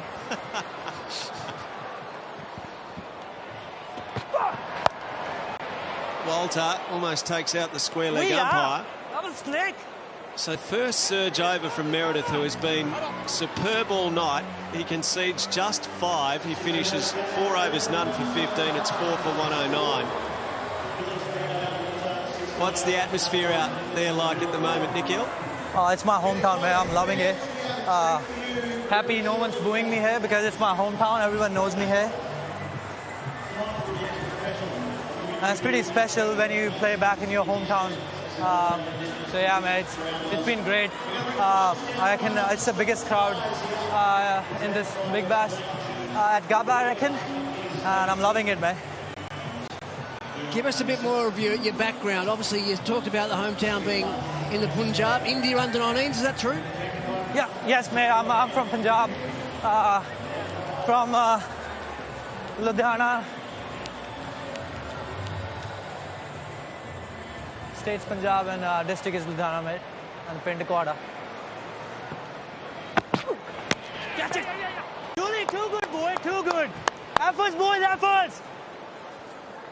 You are the life of the party out there too, by the sounds of things. Your energy's fantastic, Nikhil. Thanks, mate.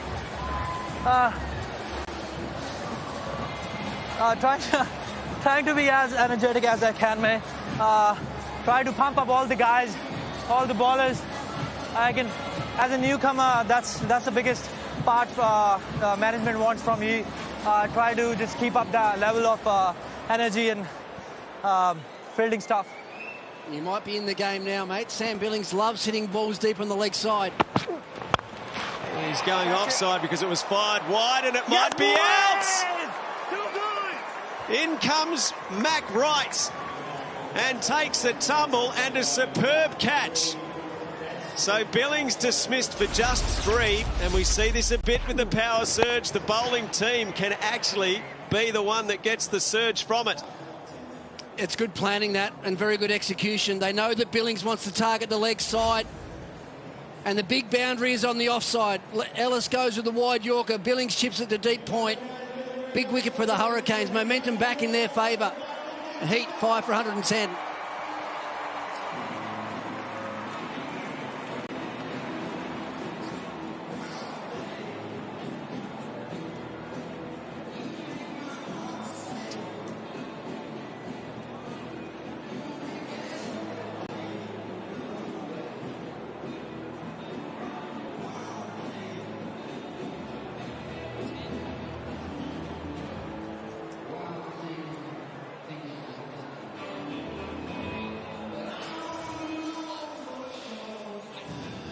Number 7 is Michael Neser, who could bat much higher in any lineup. He's a very good batsman. Been used a little sparingly with the ball this season by his usual standards. Ellis with two for. And beating the outside edge. That's not out. I thought I heard a little nick down on the way through. I thought so as well. Yeah, me and Bish were both up together. Good pace again, though, from Ellis. That's 140 k's an hour. And with an older ball as well. And it's carried through nicely. And I want to revert to what you said about the wicket of Sam Billings. Good planning, because hitting to the big side, defensive bowling at the back end of the innings, something that I'm interested to see whether Chris Jordan, who comes from the other end, will control his length and line.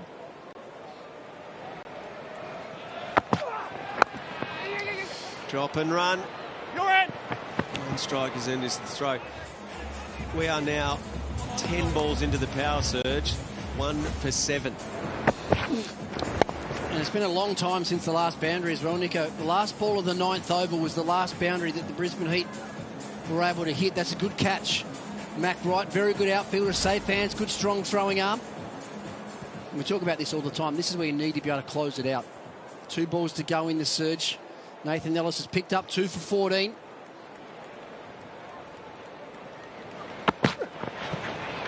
Gets it past with a very good variation.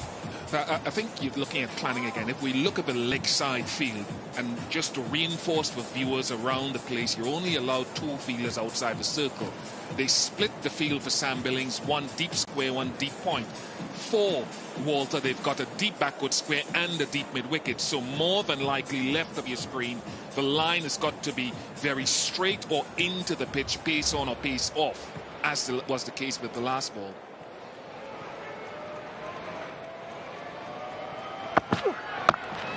Fantastic bowling. 3 off the over, so the surge goes for just 8 with a wicket taken. Less surge, more scourge for the Brisbane Heat. 5 for 112.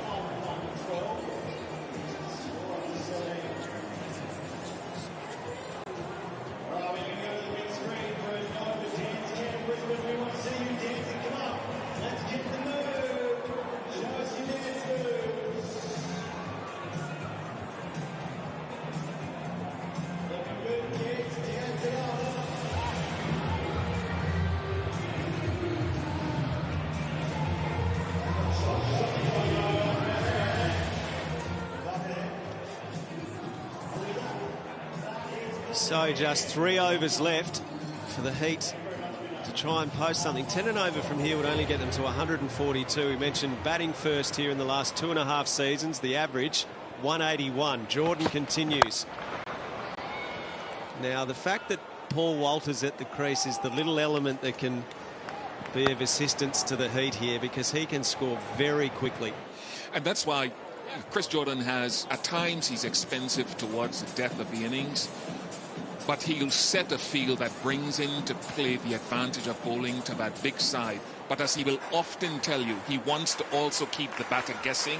He doesn't want to be predictable, so he gives himself a couple of options and not just one with his field set and line.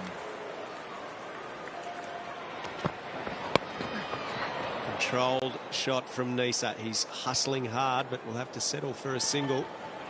And Jewel whips it in. So look at the offside field again here for Walter. He's got a deep point and a deep cover, so he can go full and wide of off stump, or definitely wide of off stump, but he's still got 3 fielders lining that onside boundary as well, in case as that strength of the batter comes into play. And the other option here, Bish, is to bring his deep backward square up and put his mid off back and bowl and attack that wide line outside the off stump. So you look at that there. He's actually got away with that delivery. Yes, it wasn't wide enough. It wasn't wide enough, and it was very full. Yeah, and I think I've often told guys around the place back at home, bowling at the end of innings in what we call the death, if you don't have a wide line Yorker, then your armour is not complete. You've got your pace-offs, you've got your straight Yorker, but your wide Yorker has to be a huge element of what you're looking to serve up. And if you're coaching those guys as well, Bish, you tell them not to be worried about bowling the odd wide. Yes, correct. Get it on the outside of the blue line. The batsman will still try and hit it out there. That is just wide of McDermott and away for 4. Boundaries are desperately needed. They get one there through Walter. Yeah, I said last over, that's the first boundary since the last ball of the 9th over.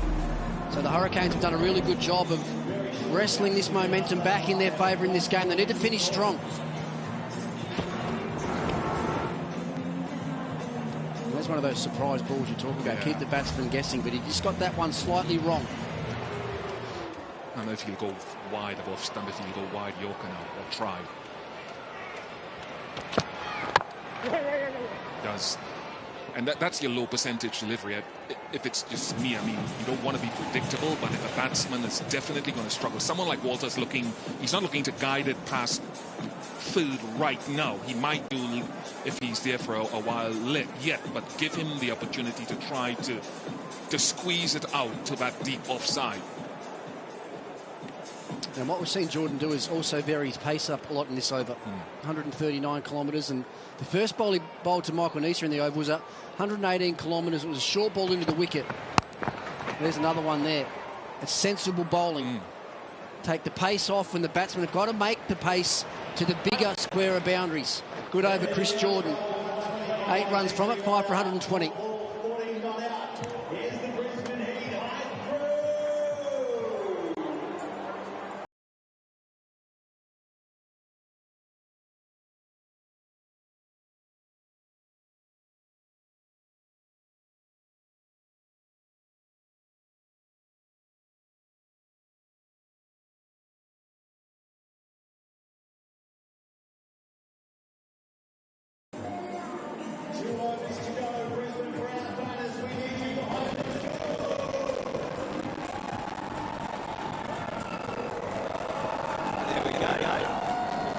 Bananas are in the house.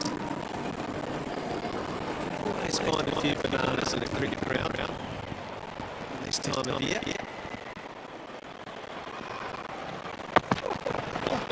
There's that wide line again. We've seen Nathan Ellis really jog back to the top of his mark. They're under a bit of scoreboard pressure. Time restraints. 3 minutes 20 now. They've got 3 minutes 30. They've got to complete this over, so they can have full field restrictions out for the last over. If he doesn't get this completed in the next 3 minutes and 20 seconds, they'll have to bring another fieldsman inside the circle for the last over of their innings.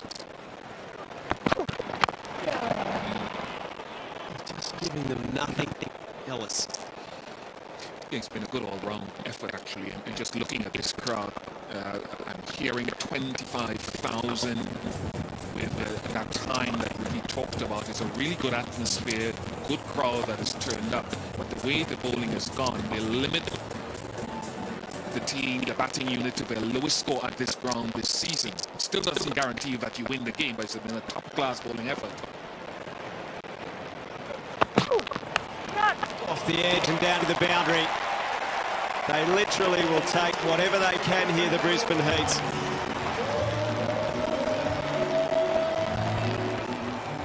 A little subdued in the celebrations there. The last thing you need as well as the bowling team, when you've got that time pressure on you, you don't want any boundaries. And it takes the ball a little bit longer to get back into the bowler's hands. 2 minutes 10 to bowl 3 balls. Be a slow ball bouncer here, I'd imagine. Take the pace off now. Off cutter type delivery. Make him hit a pull shot to deep mid wicket. Exactly what he does. And it's dropped. Caleb Jewell has put down a sitter. That's the bit I think you weren't expecting, Ricky. Geez, they put down a lot of catches, the Hurricanes, I reckon. Tim David dropped one tonight. This is straightforward for an outfielder.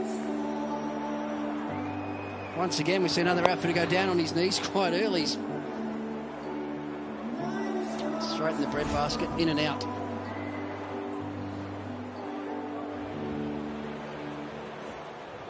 They've got a lot right, the Hurricanes, but the poor moments in the field.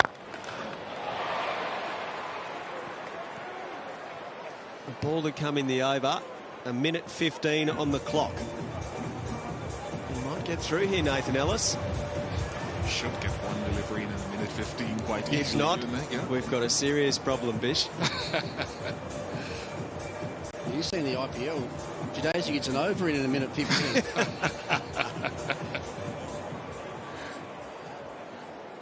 So they'll need to be ready to bowl the next over. And that will help. They settle on one, so 40 seconds to get things ready, and you can see the hustle. 5 for 128.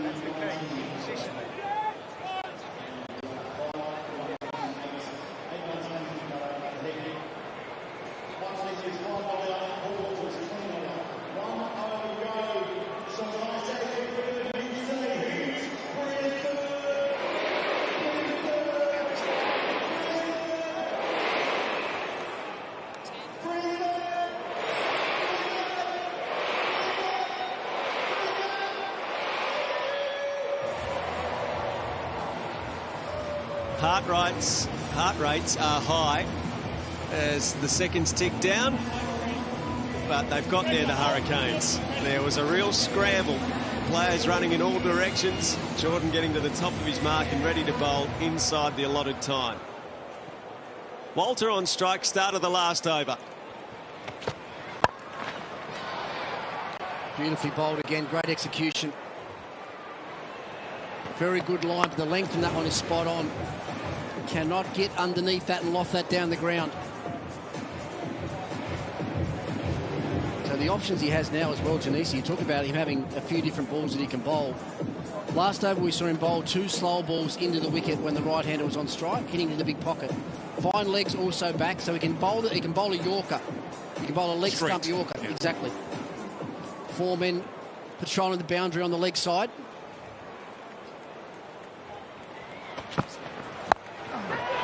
Prize of catch it. This one should be taken. Far more reliable. Mac Wright. He's got a good set of hands in the deep. That is the end of Nisa. He's just very good bowling. And again, Ricky's sort of just seen it all before. Used the big side of the ground. And it's harder to get your timing right if you take pace off it. It's already a big effort to try to clear that boundary. And Chris Jordan's been around long enough to know when to change up, how to change up, when to put pace on. Nisa goes for 5. 6 for 129.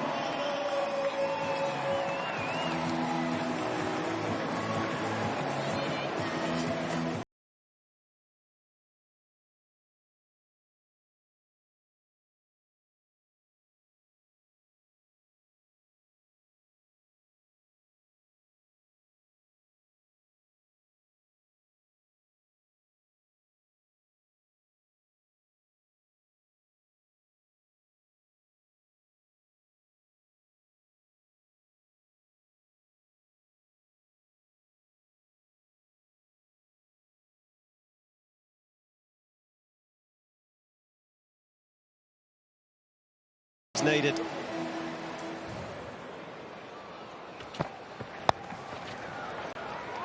Only get a single here. What can Walter do with the remaining 3 balls? He's only hit the 2 boundaries and not in the typical Walter fashion. One off the gloves and one off the inside edge. There's only been 8 4s and 2 6s in this entire innings. 74 they were at the halfway mark, so the Hurricanes have really put the brakes on in the back 10 overs of this game. Look at the figures. Meredith, 4 overs for 15. Jordan, halfway through his last, 2 for 17. Nathan Ellis, outstanding, 2 for 23. Paddy Dooley did a great job with his spin as well. 4 overs, 1 for 28.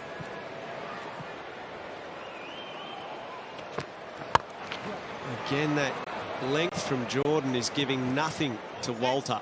But let's cast our minds ahead, because there is something in the pitch. Even the last delivery that Ellis bowled was 140 plus, right? So now when the Brisbane Heat come to bowl, there'll still be something, and Brad Hodge keeps talking about it, doing a little bit more under light. So there'll be still something in the pitch, although the score is not anywhere near what the Brisbane Heat would have been thinking about coming into the game. It's their lowest at this ground so far. But time will tell whether the new ball can achieve the type of penetration that the Heat want.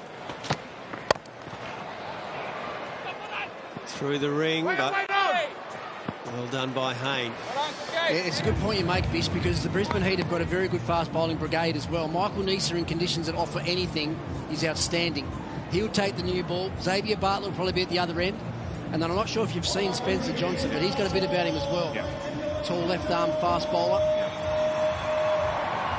It'll be interesting. You can never tell. But it's certainly from my mind, done a little bit more than I think some people would think. But you could look at the overhead conditions and the surface and tell there is something there. And then you spin with Swepson and Kuhnemann. They'll continue doing their thing. Last ball of the innings. Can Walter end on a high note? He goes down the ground, but he should be out. And David takes the catch low down. The Brisbane Heat have been restricted to 7 for 132, which puts the Hobart Hurricanes in the box seats with a spot in the top 4. Their prize if they can get it done in the run chase. Yeah, they've been terrific in the back half. He's just got that, Tim David, just got it by the tail. It was on the way out of his hands. He's just got the fingers under it. So Chris Jordan finishes his night on an absolute high with the ball. That is, picked up 3 for 19 off his 4 overs. Hurricanes outstanding in the back half. We heard Nathan Ellis talk when he decided to bowl first about how good they've been defensively with the ball, and they wanted to chase runs. We've got what you'd have to say is a below par target to chase now, but there will be something on offer with this brand new ball for the Brisbane Heat seamers. So 133, the victory target. Munro good again. Struggled to get going early, but a big over off Chowdhury. 56 off 47 for him. Jordan 3 for 19. Ellis 2 for 23. Got to mention Meredith, who doesn't figure there, but none for 15 off 4 overs. Outstanding from the Hurricanes. Quick 133 to win for the Hobart Hurricanes. So we will look at all of the action on the other side of the break for you. Getting ready for a huge clash as the BBL continues tomorrow night. This is an exhibition of power hitting. The Scorchers are champions again. Gets a wicket. Got him. Too much about it. What a catch. Oh, got it. Brilliant. Long and handsome into the ground. Oh, what a terrific night. Come from nothing in the world, but it's all good. Catch you looking at the stars like we all should. I'll be lighting up the sky like a star.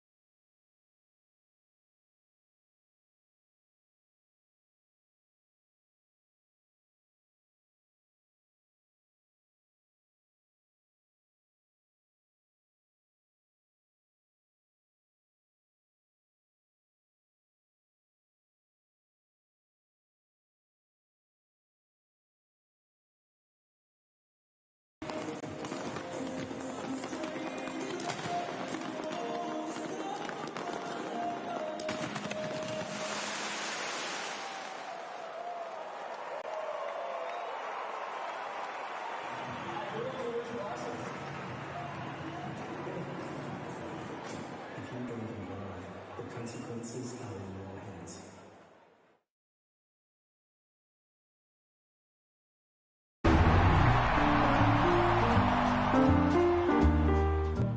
Thanks, Ben, for joining us. We're here to learn more about you in 60 seconds. Thanks, Lise. Who do you think is the most box office player in the Big Bash? For me, I always tune in to watch Tim David bat. He's imposing and he just wants to hit the ball as far as he can.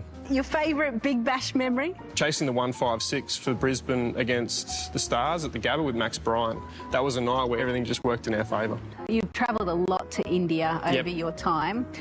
What do you love about the place? The people, the culture and the food. And the passion you can't explain, the noise and how loud it is. It's something to behold. Meal times is massive in all cultures, but meal times is where you can sit down and you get to know other guys, you know, in a more relaxed environment. And I think that's how teams can get to know and help build that culture. Favourite Indian cuisine? Hyderabad biryani. Yeah, that's up there. Thanks, Ben, for joining us. Thanks for having me, Lise. Oh, well done, Lisa. You got him to chat more than I can get him to talk to me, Hodgie. What a game we've just seen on our hands here. The Hurricanes, they won the flip. They bowled first and they restricted the heat to only 132. It was an absolutely awesome game so far, Hodgie. If you're a Hobart Hurricanes fans, you'd be feeling pretty happy with that sort of a total to defend. Yeah, we were surprised when they actually decided to, you know, win the bat flip and have a bowl. We thought that they might set a target, try and defend it, but it actually paid dividends. Riley Meredith himself, well, he started with the ball. Look at this swing and shape early. He bowled fast. Fastest ball, 147 kilometres an hour. Serious pace, serious bounce, and it was beautiful to watch. Our good friend Ian Bishop was upstairs just licking his lips watching Premier fast bowlers go to work, and weren't we all? Oh, none for 15. He certainly was in a Toyota class of his own. It's not always the wickets that does the damage, and he's having a little look at how he sort of placed the ball tonight. What did you make of his lines and lengths? Yeah, the lengths were outstanding. You can see that. It's a traditional top of off stump, swinging the ball away from the right-handers and just cramping the lefties. On a length, no one could score off him. There you go. Striking at 20 if he got the ball on a length. And you know what? He got it on the length, nearly pretty much every ball. Bowled the tough overs, bowled the power surge as well, and finished with a great economy rate. Economy of 3.75. He certainly was incredible tonight, was Riley Meredith. But we've got an incredible game to look forward to tomorrow. Of course, the Scorchers are taking on the Sydney Thunder, and we see Cameron Bancroft for the first time against his old side. Yeah, it'll be interesting to see how he goes. Like, he knows all these players particularly well, and he's striving for a test spot. We all know about that story. And let's see if he can deliver. Like, he's up against it. He's up against Lance Morris. We've seen Riley Meredith spear him down at 147 kilometres an hour. We're just about to see Spencer Johnson do the same, and then he's going to have to contend with Lance Morris. So some serious ball speed. Cameron Bancroft himself in good form. This will be a really interesting contest. Cannot wait to look at that one. The Thunder up against the Scorchers tomorrow at the Sydney Showgrounds, live, of course, across the screens of 7 from 7 p.m. The run chase, though, coming up here. Hobart will need 133 to down this Brisbane Heat and end that unbeaten streak. Stick with us.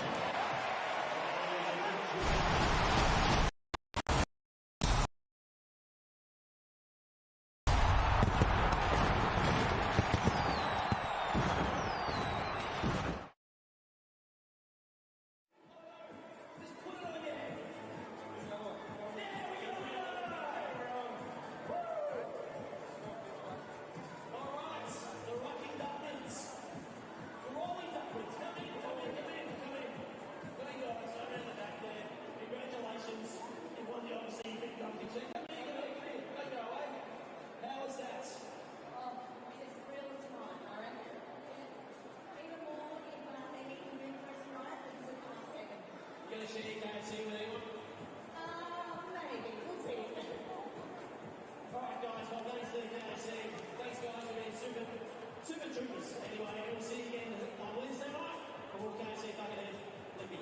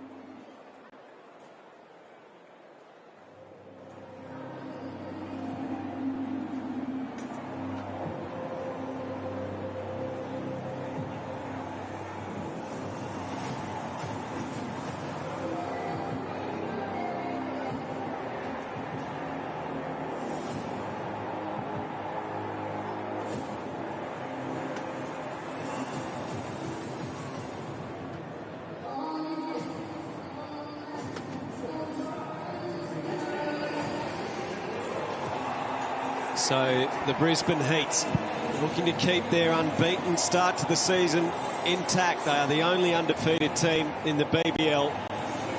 5 wins on end. They sit atop the ladder, but they have posted a total that is below par. Didn't necessarily look the complete batting paradise that you'd associate with the Gabba. There was a bit in it for the bowlers, but 132. They're going to need to bowl very well themselves if they're to take down the Hobart Hurricanes tonight. Fantastic crowd in at the Gabba again. In the high 20,000s. The Hurricanes ready for this run chase.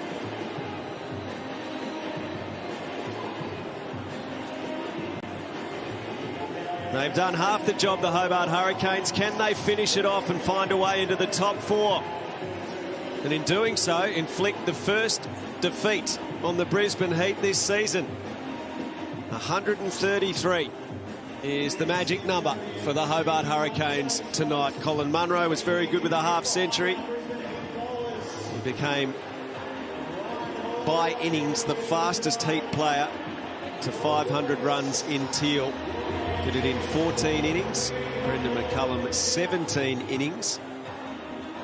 So his contribution the most significant by some way to that total of 7 for 132. Ian Bishop and Ricky Ponting alongside me as we get ready for the run chase.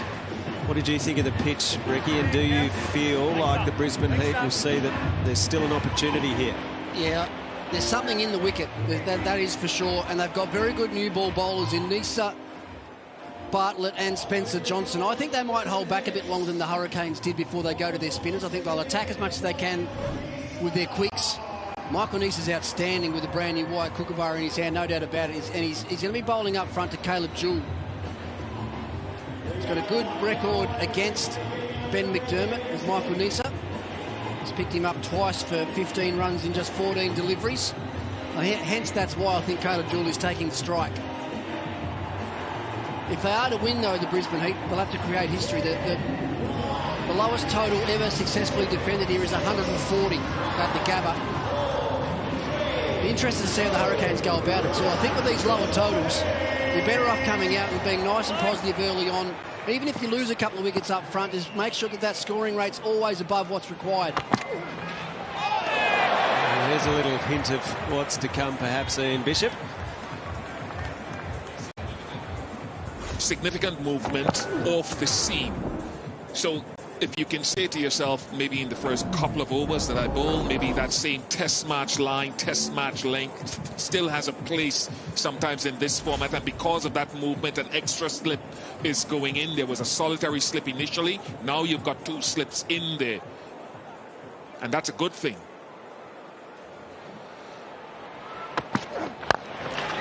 Yeah, and that is positive there from Caleb Jewell, using his feet and hitting over extra cover. Yeah, I like that. I think we'll see both the Hurricanes batsmen do that to Michael Nisa tonight to try and get him off his length. If you sit there and let him just hit his length, he's as good as anyone going around. Good proactive batting. Straight away from the Hurricanes saying to Michael Nisa, OK, I know where you're going to bowl. I'm going to get down close to the length of that and try and hit you back down the ground. Now, let's see what the response is from the fast bowler now. Called wide. Unusually wide too. That's a little bit of pressure that goes straight back on the bowler as a result of one shot. You don't see Michael Nisa bowl too many balls like that. Straight away, what Caleb Jewell has done is got straight inside the head of Michael Nisa. I like it. I think he still, though, as a bowler, has to hold his composure and say, OK, you use your feet. I'm not going to pull my length back because of that boundary ball, and still depend on hitting that seam from that good length, at least for the moment. Comes at him again. Out! Taken in the deep. Brown had trouble with the lights, but he still managed to hold on to the catch. So Jewell's proactive, aggressive batting brings about his downfall. Yeah, great from the bowler to hold his composure, as I mentioned, still look to hit your good length. Allowed the ball to talk off the seam and bring that false stroke, trying to repeat that shot down the ground. Jewell goes for 4, 1 for 5.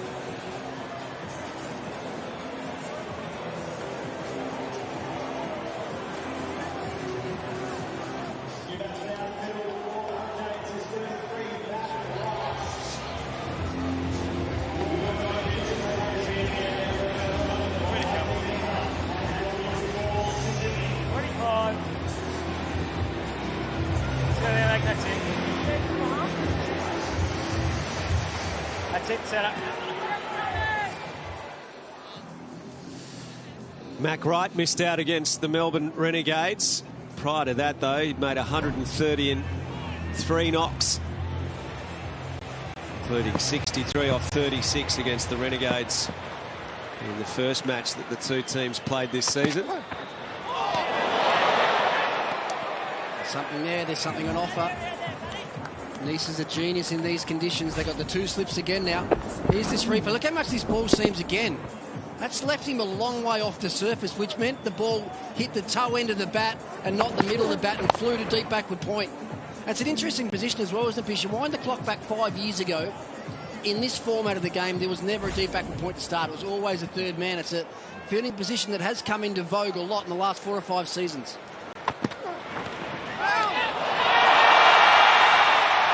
Got a bit excited again there.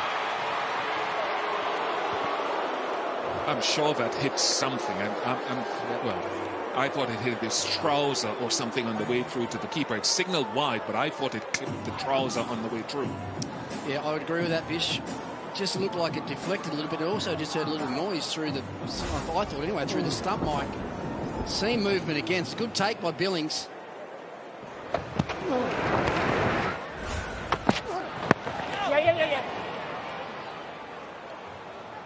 Been doing it all year, the Brisbane Heat, been able to break opening stands early, find that early wicket. So now 4 times. And 4 times coming in, that's 5 times now in total that they have been able to claim the first wicket for single figures.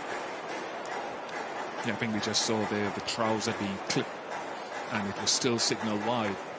I think the crowd saw it on the big screen as well, Bish. I heard a bit of booing around the ground here at the Gabba.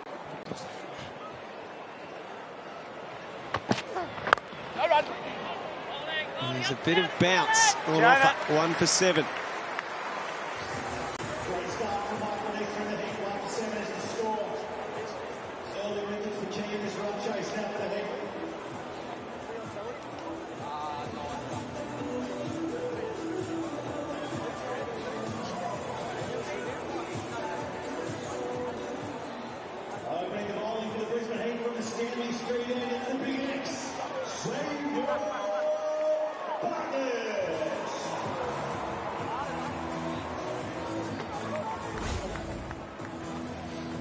Yeah, just looking at that over from Nisa and the length that he bowled. After he was hit for 4, he still went back into a good length, although it's slightly shorter, so you can still alter your length from the front edge of a good length to the back edge of a good length without leaving that wonderful area.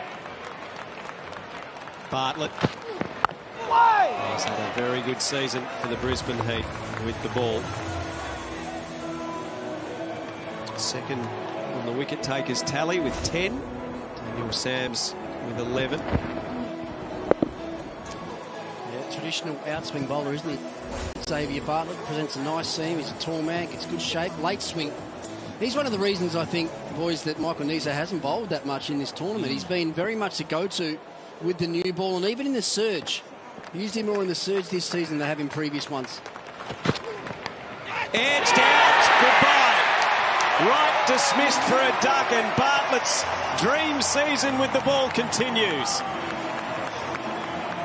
And this is what we spoke about pre-game as well. There's definitely more happens at the start of the second innings here at the Gabba with the new ball than the first innings. That's good bounce, it's good shape, and it's a good catch. Bartlett strikes. Hurricanes in trouble, the 2 for 7.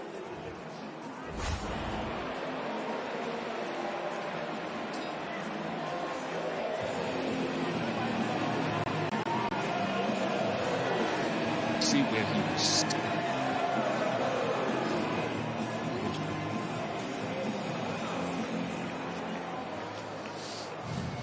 Brisbane, the new batsman for the Hobart Hurricanes is a guy who used to play for the Heats. It's Sam Hain.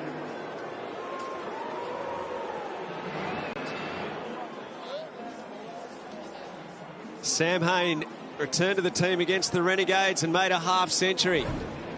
He changed bat during that innings as well. He'd been struggling a fraction, and then he went to the old school power spot and started clubbing them. And he's come out with that beautiful old blade again. So well, they're in a tough position. He might need a bit of old school batting here for a few overs as well now, with the Hurricanes in early trouble at 2 for 7. He had been struggling as well. Hurricanes actually left him out of the game before the game that he played at Marvel Stadium. Edged and taken! Renshaw the catch. Bartlett's on a hat-trick. The Heat are on a tear. They're doing everything right here to start with the ball. And as Ricky said, we talked with coming towards the end of that first innings as well, that there's something in the surface. Hit that length. Hit that good length. Even the back edge of it or front edge of it. And a little bit of seam movement brings that edge into play. Good catching. You've got to have good catchers here with the ball doing as much as it has done. Brilliant. Good bounce, good movement. Great line. And great start for the Heat, even with this sort of low total to defend. Sam Hingles was outscoring 3 for 7. So we saw Michael Neser pick up a hat-trick down at GMHBA Stadium last season against the Renegades. Sam Billings behind the stumps. There is plenty happening. How are you seeing it, mate? Plenty happening. Makes me feel a bit better how I batted, to be honest. I mean, yeah, you never judge a pitch until both teams are batting on it.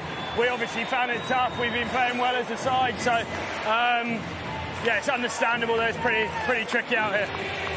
Test match lengths, ball moving around. Yeah, Gabba test match, day one. Hat-trick ball, Bartlett on approach. Oh, and it's wide and it's left. Anderson comes out to face the music and he'll be happy he's got through that delivery.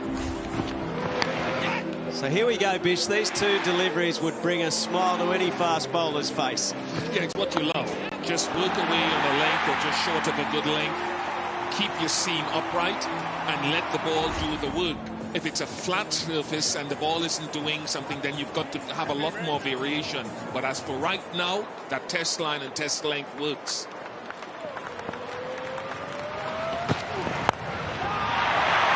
Driven away, knocked down, and they pick up a single. What was the conversation at the innings break, Sam? I mean, it didn't seem like 132 was that close to par, really. How did you approach it as a group at the halfway?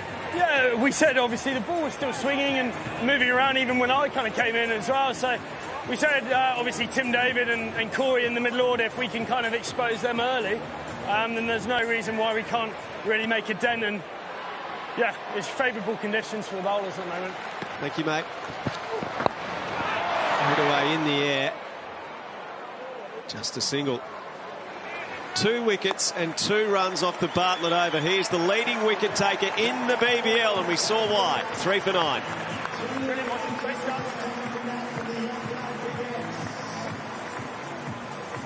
So what a season he is having. 12 wickets now. He's gone 1 ahead of Daniel Sams.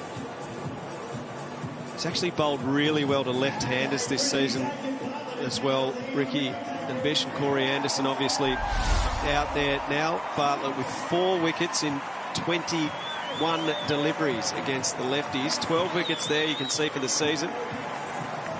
Sams, Berendorf and Morris been destructive for the Scorchers, and Swepson, who we'll see tonight. His economy against the left-handers 4.5 as well. Long way down there, McDermott. Yeah, interesting that as well, that McDermott is getting down the wicket to Neser. I talked about the matchup. Neser's had the wood on McDermott through their BBL careers. Picked him up twice, and he's only faced about 14, 15 balls from him. And those occasions from memories is when he's been stuck on the crease, trapped on the crease, and bringing bowled and LBW into the game. So McDermott proactive, using his feet, trying to take the LBW out of play. And as a result, look what happens. That second slip comes in the mid-wicket, allowing Neser to bowl a little bit straighter. McDermott, they've all lost sight of it there. It was very interesting because it was Brown losing sight of it at fine leg, who was running around all over the place, headless chicken style. Yeah, he was running down to deep fine leg, bottom left of your screen there. It's quite interesting that he's lost sight of that. We saw Tim David drop a catch and take a couple of very low ones, so not sure what the sighting is like, but the second slip is reinstituted now for Corey Anderson, the newer of the two batters.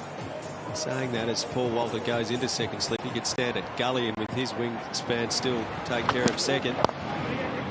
Knocked away. Hustling, but settle for a single. I want to ask Ricky as well, is what does it take? What will it take in trying to chase this total, given the conditions? What technically, what mentally will it take from the batting unit? Well, I think now, Bish, the fact that they're 3 down so early, I think they're going to have to bite the bullet a little bit now and just try and get a partnership going. Just try and take a little bit of time out of this game. Try and get that new ball a little bit older, get that seam to flatten out a little bit. Good shot. Punched away by McDermott. Will they come back for a third? Yes, they will. The reason I say that as well, at the Gabby, you get such good value for your shots. The outfield's fast, you've got one small boundary. You're still going to be able to score quick enough by playing good cricket strokes. And they're going to have to do that for the next few overs now. Tim David will be down to come next. Chowdhury after that, Chris Jordan. So this is a big partnership in the games for in this game for the Hurricanes, and in fact, it could be a big partnership in their entire season. Win tonight and they go fourth, the Hurricanes. Lose and they've got more work to do if they want to make the finals. Yeah, and I said before they bowled the first ball here, Brisbane, that they'll hold their spinners back a lot longer. They'll make the most of this new ball. And this is what we talk about. I know the Hurricanes are not out-and-out seam bowlers, whereas Bartlett and Neser are, but look at the amount of seam difference there. 1.4 degrees to 0.8 from the Hurricanes. That's what we talk about. The start of this second innings at the Gabba, there's always a little bit more on offer for the bowlers. Wait. 5 off the over. 3 for 14.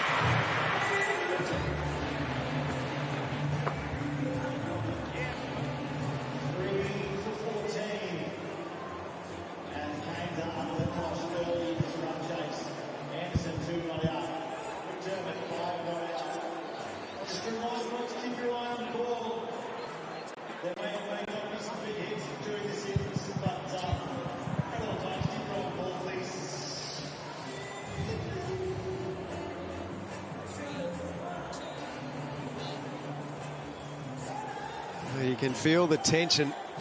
Nikhil Chowdhury in the early stages of his BBL career. 2 in at 7. David next, then Jordan.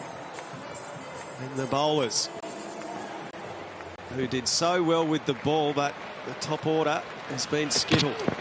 McDermott using his feet, launching it long, over long on, and was that just inside the rope or over? Over, well over. It bounced on the concrete.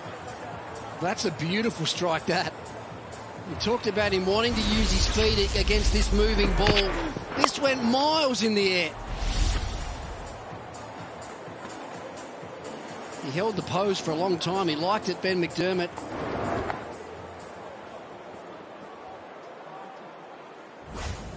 So he's getting after the bowler. Coming at the bowler. This time a clip away for a single. So Spencer Johnson, the man to come from our media centre in with the dimensions of the ground and slant the ball across, or do you go and from the opposite end? Yeah, well, it's a tough one now because with the left-hand, right-hand combination the Hurricanes have got, they've got a small boundary whichever end he bowls from. If he bowls from this end here to the left, obviously the left hand is hitting to the big boundary, but when the right hand is on strike, he's pulling towards the short one. So I still like this one. Yeah. Wide. See Renshaw applauding the delivery, but the umpire not in agreement. Well, they certainly are looking to be aggressive, moving around the crease everywhere, the Hurricanes. And I don't mind that as long as you're not going at every ball 100%. Like, use your shimmy down the wicket, try and get close to the pitch of the ball, but then still try and stay in control of your shot.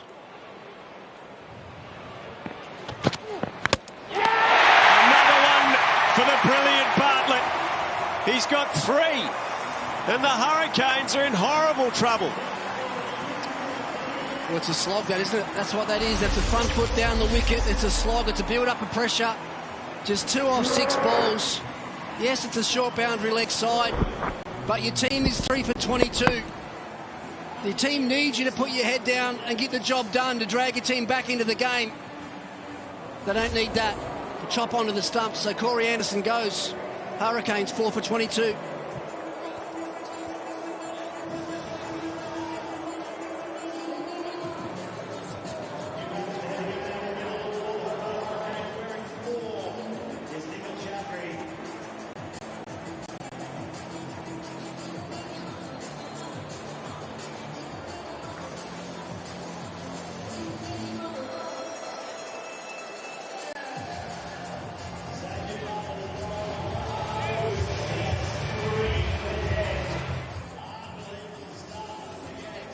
Well, this was all fun and games for Nikhil Chowdhury. He had been loving life in the Big Bash League, bringing the energy, the excitement. Now he comes out to face the music, the searing heat of the Gabba. And Xavier Bartlett.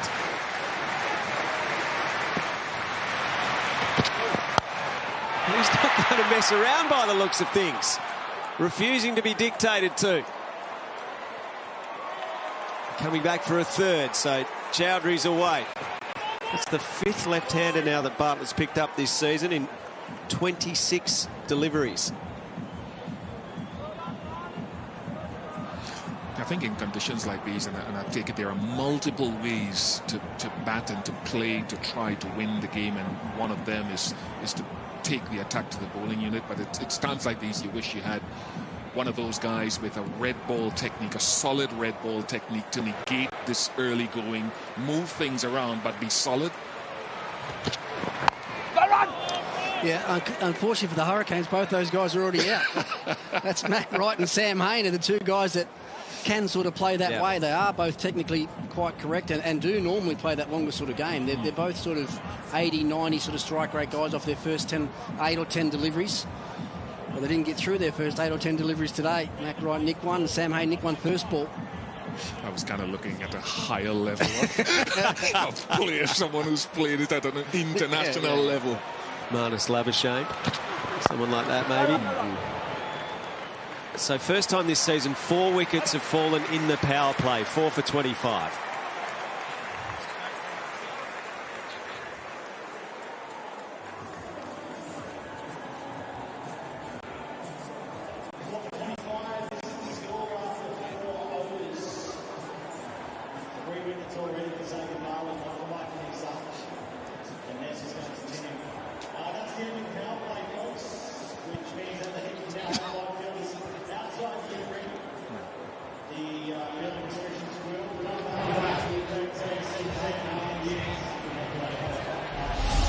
What a start. The Brisbane Heat. Only 132 to defend. They have the Hurricanes 4 for 25, and Bartlett 13 wickets for the season, now the most of any bowler by 2. Chowdhury promoted up the order ahead of Tim David. Did come in against the Perth Scorchers when the Hurricanes were 4 for 28 in his first game.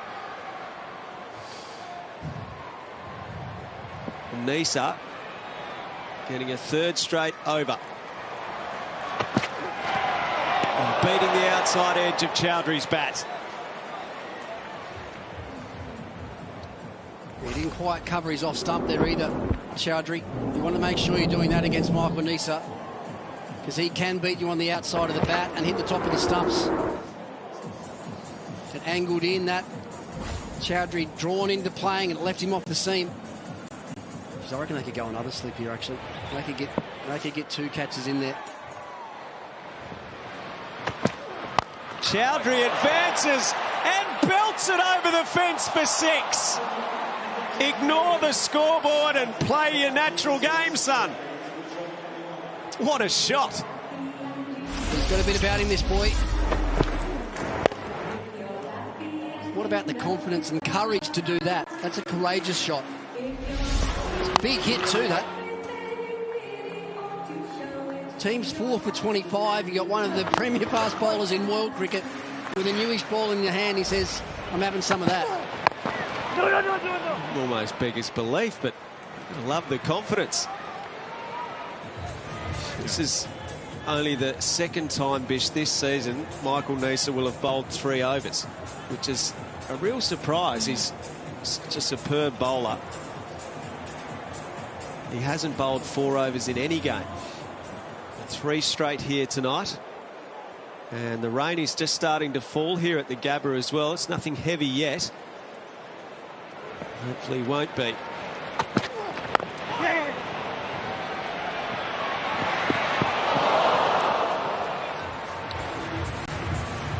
It's interesting, this, isn't it, as well? You've got to be thinking ahead of the game here a bit, the Hurricanes. They need to be thinking about this. They need to be slowing things down. Remember, it's not a completed game until 5 overs is bowled. So right now you would think that they'd be behind. Oh, I think they are coming off, Ricky.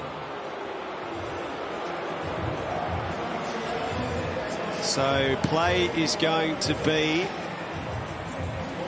just postponed for the moment as the ground staff come out very quickly. It wasn't an overly humid evening in Brisbane, which suggested perhaps we'd miss the slight forecast of some rain tonight, but there we go. DLS, Duckworth Lewis Stern, par score 46. There's not a lot on the radar, but as it stands at the moment, we do not have what constitutes a match. 4.4 overs, as Ricky was saying. But I think we're going to be getting back on if that's anything to go by. This is just a little passing shower. And probably only just got too heavy for the players to stay out there.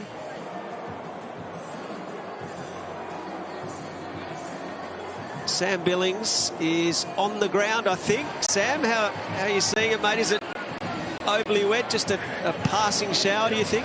I feel like I'm at home, to be honest. The amount of rain we've had lately is remarkable, but yeah, I'll be honest, it did get too heavy then. As you can see, it's pretty heavy right now, but not too much on the radar, so hopefully it can pass through. Talk to me about the position of the game and the way that your team has been able to not only get back into it, but get a really strong hand in it now. Yeah, I mean, it's pretty, kind of dictates, obviously the conditions have dictated how you need to go about it, really. Got to hit the seam and just hit a good 4-day length.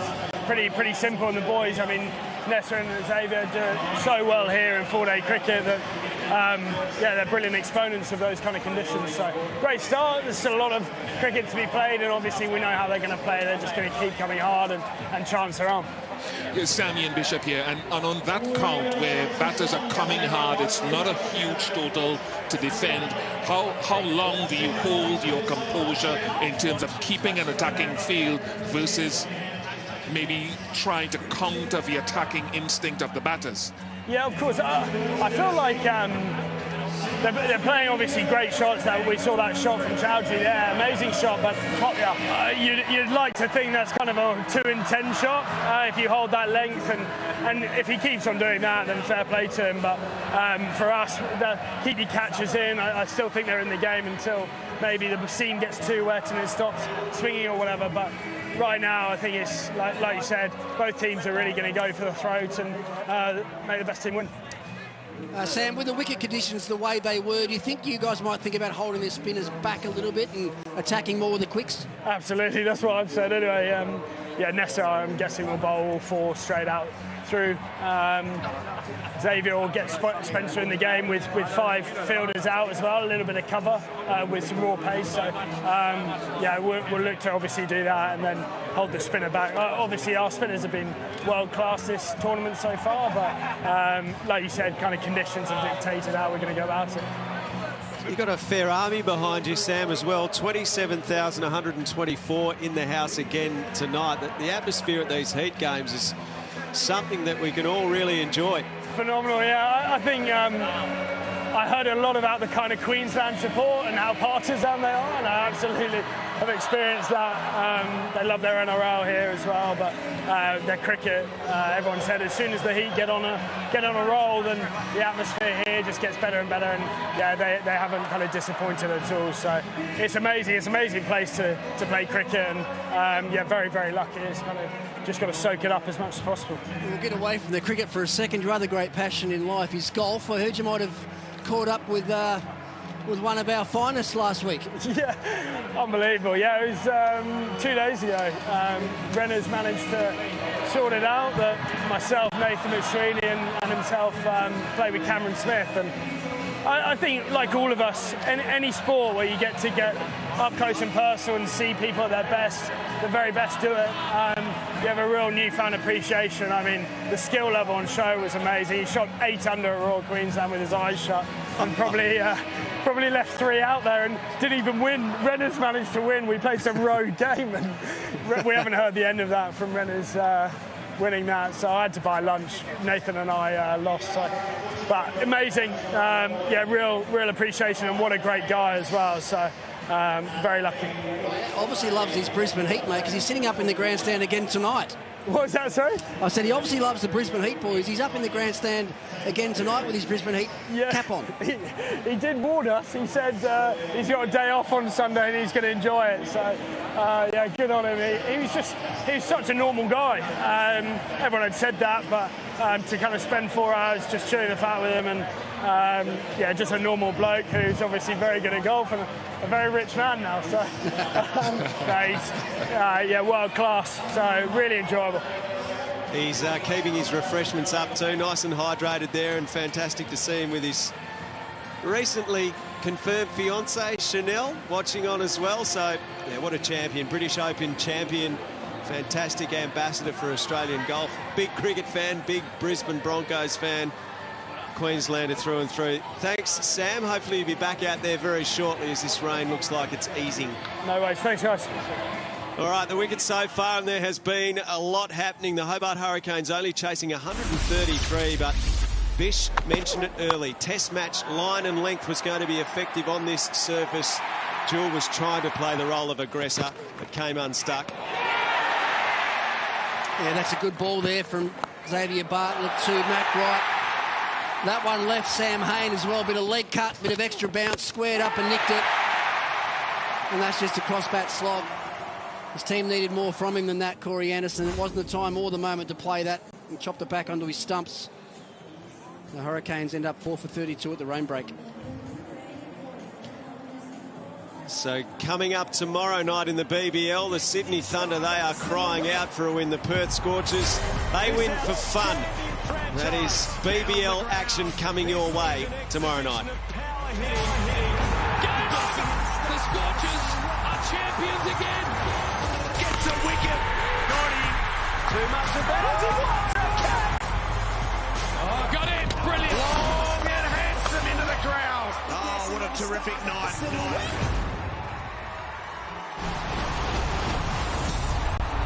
But it's all good. Catch you looking at the stars like we all should. I'll be lighting up the sky like a star burns. I've been standing in the shadow, now it's my turn.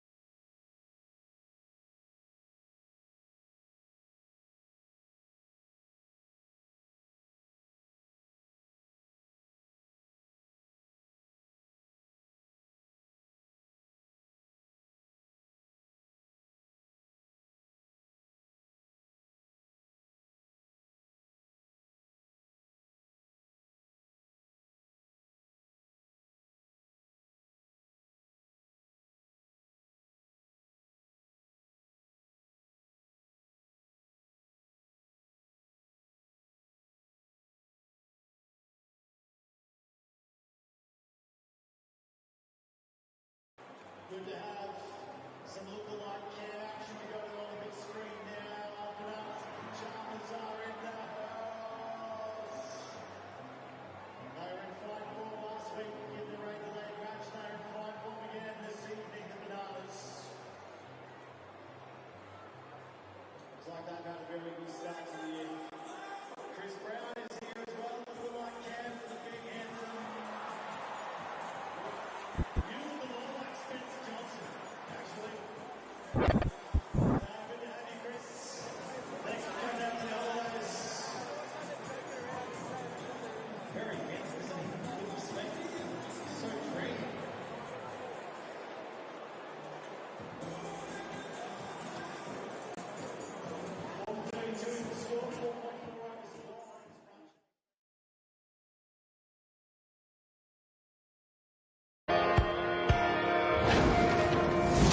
There's a little look at what Brown's capable of. Downtown Brown. Brown, the Brisbane hat maker goes bang. Well, I first started making cricket bats in probably 2020 at a little shop in Northgate. Originally went to work there, wasn't going to be making cricket bats, was helping him out with the sign writing business, just being some muscle for him. And yeah, fell in love with making cricket bats. I absolutely love fishing. In Brisbane, I like to go up to Donnybrook, chase flathead and dewies and stuff like that. But I went on a 10-day fishing charter up off Cairns, which was absolutely unreal. I love tattoos. I've got a few on my legs. Like I've got Garfield because my first pet, he was a cat named Garfield, but also I love the TV show. Same as the Ninja Turtles. I have two of them on my leg, Master Splinter. I also have Timon and Pumbaa. Me and my sister have matching ones, and I have Buzz and Woody on my leg as well. The key facets in the life of Josh Brown. Interesting character, hard hitter. Now, things are looking promising here. The covers are off. Hodgie and Erin are going to have the very latest, I'm sure. What can you tell us, guys? Well, I can tell you in fantastic news is that we are going to get play underway very shortly. The covers are off. We're already setting up. We have lost 4 overs due to this rain delay, but play will start again at 8:45 p.m. local Brizzy time. Hodgie, in the context of this game and considering the firepower still to come in the Hobart Hurricanes, what do you think this does to the game and the scenario that we've got ahead of us? Well, it makes it intriguing, actually, because we've seen 2 of the better bowlers from the Brisbane Heat come and operate so far now, and it gets their spinners into play. And have a look at that.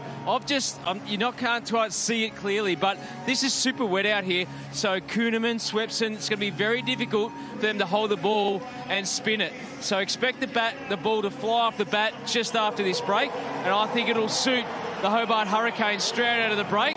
But having said that, they've lost 6, so it's going to be a challenge, and it's going to be about managing your bowlers around this rain. Well, we already saw that Michael Nisa, who hasn't even bowled 4 overs this entire tournament, has been given the responsibility up front, which means that him and Xavier Bartlett, they're close to bowling out. The Brisbane Heat are sporting 2 spinners in their lineup, which we haven't seen for many years in every single game. Surely they'll be looking to target with the likes of Tim David still to come in the Hurricanes lineup. Yeah, well, maybe that was on the back of the pre-game chat with Michael Nisa. He said that he hadn't bowled 4 overs at all so far in the tournament, and he's looked beautiful, hasn't he? There's been some pace and bounce to the wicket. One thing I will say is that the ball, when it gets across this outfield, which is still very wet, even though they're trying to run the rope around it, it will take that hardness very quickly out of the ball. It will affect the seam, which will become moist, and we won't see that extra pace and bounce that we witnessed all through the game. Well, what you may not have seen is it was actually consistently raining for quite a while before play did end up coming off. But looks like they're ready to go. So let's get back upstairs to the commentators and get this game underway. Thank you, Erin. Thank you, Hodgie. We're just waiting confirmation to see what the target is going to be. So we know it's 16 overs now, and we suspect that will mean 4 bowlers can bowl 3 overs and 1 bowler can bowl 4. It's going to have to be a victory target of around 118, that kind of range, you'd imagine, but we're just waiting to get confirmation of exactly what the target has been revised to. It was originally 133. Does this help the Hobart Hurricanes, do you think, Ricky? I think it could eventually, yes, but I think what the Brisbane Heat might think about doing here is Nisa's got 2 overs to bowl in his 3rd over. If they're worried about their spinners and being able to hold on to the ball later, Swepson should bowl the next over. Get him straight into the game while the ball is still dry before it gets too wet. Otherwise, if they stay out there for 3 or 4 more overs before they bring him on, the ball will be like a cake of soap. They might think about doing that just for an over up there, get him into the game. They can use Spencer Johnson down this end if they like. Looks like the lights have just gone down. Oh, not this again. Well, this happened during the AFL season. Yeah, we might have another break here. Well, they might be just starting to come back on again now.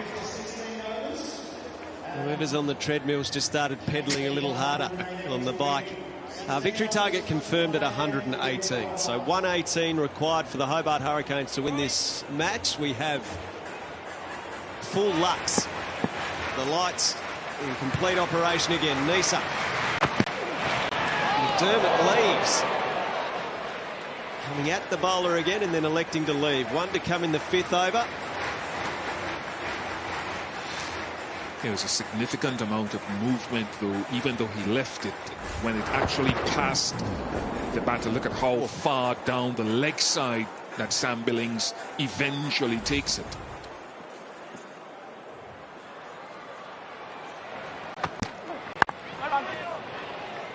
Just a look at a couple for McDermott to start up again. 4 for 32.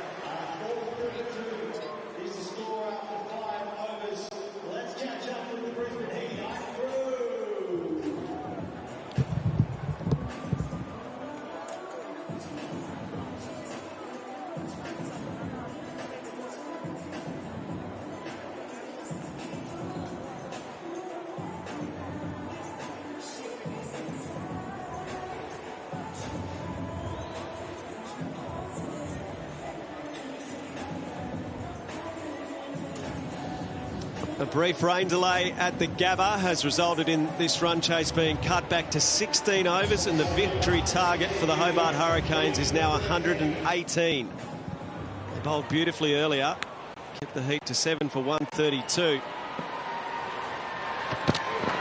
The Heat, though, themselves have been quite superb with ball in hand, and Bartlett has been key to it.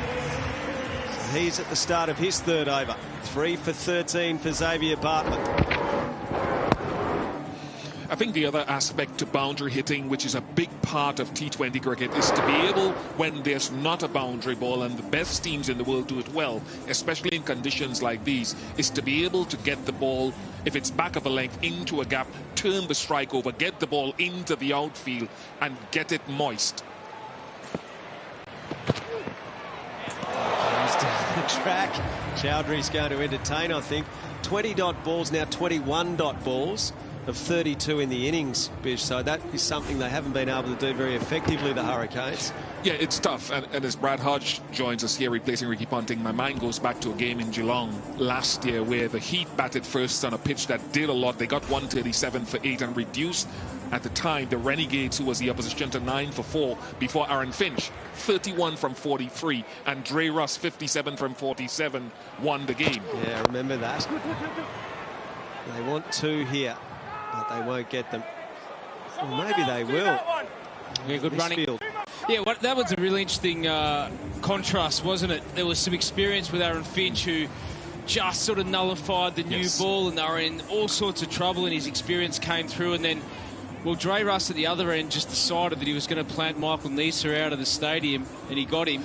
We were talking about that earlier, and I mentioned someone, and I know Aaron wasn't a phenomenal test or red ball batter. He made his name more in the white ball format, but someone with that skill to negate, and then Dre Russ at the other end exploded.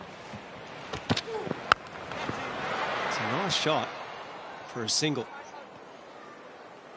That's what they need to do, exactly what you were talking about, Ian.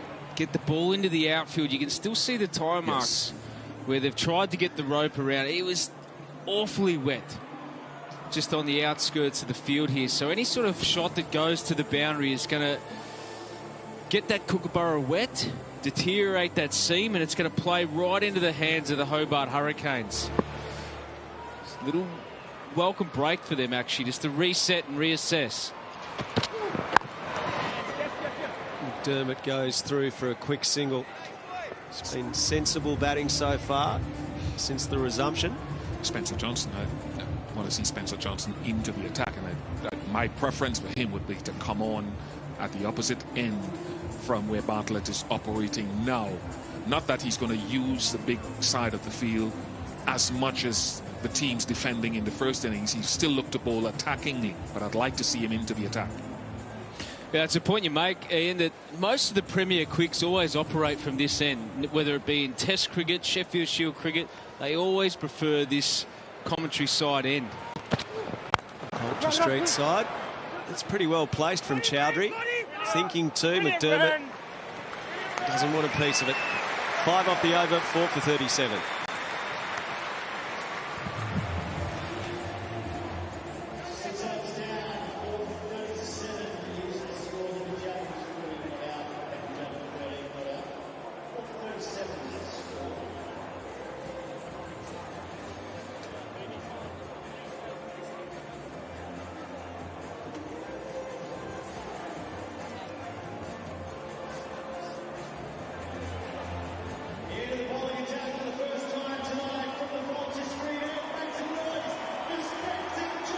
So Ian Bishop asks and gets what he wants. Spencer Johnson.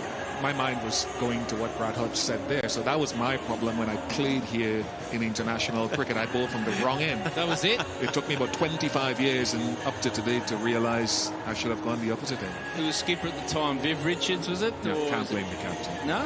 Richie Richardson. Ah, Richie. Viv earlier. Yep. Oh, the names. So Spencer Johnson from the Vulture Street end.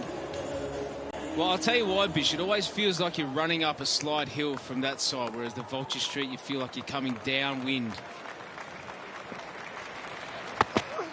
Chowdhury just content to keep walking at them and hitting over the top. This is really good. Yeah, it's counter-punching batting. It's gutsy, Al. It's creative, and it's backing your ability. He's got his opportunity in the Big Bash, and he wants to show everyone in the world what he can deliver. And Sam Billings talked about absorbing this pressure if he felt they were going to attack, holding your composure as a bowler and as a bowling unit, even though there's a couple of glares and a couple of words being passed on there. But as a bowler, you still got to hold your composure and hit those legs.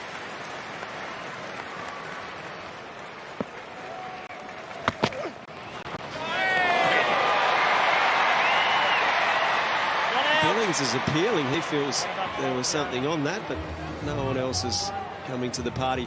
You know what that is, Al? It's a real party trick from the keepers to just distract the umpire from whether he's going to give it a wide or not. And a rare occurrence where the umpire doesn't basically give the middle finger to the keeper by saying wide. Usually, nearly always, it results in wide being called.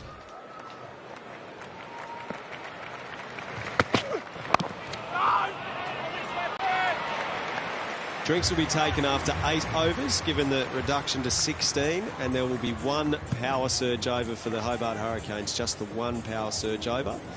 Victory target 118 after originally it was 133. Yeah, so just have a look at the side on here.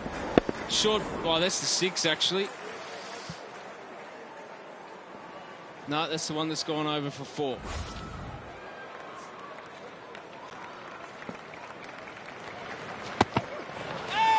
Fires one through again. See, Bish, you should have bowled from this end, mate. Hey, fast bouncer, and it's been given a no ball. Wowee. So that's the second one over the shoulder.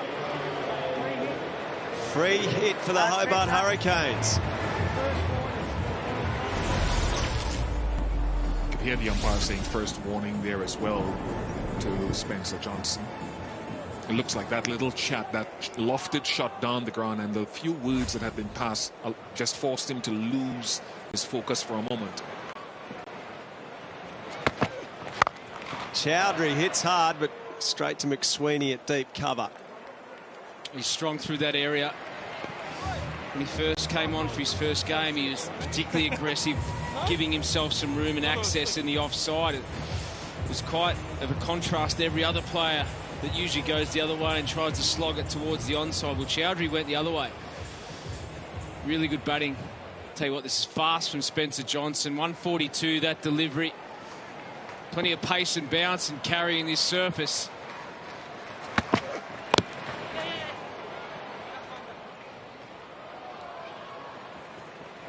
Taken 7 off this over.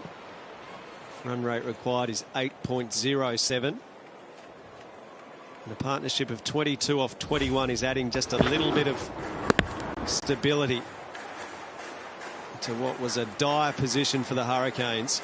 And they were 4 for 22 in the 4th over.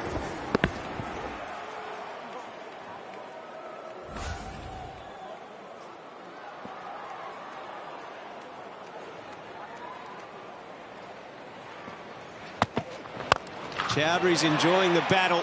He's loving the battle with Spencer Johnson, and he's winning it. 4 for 48.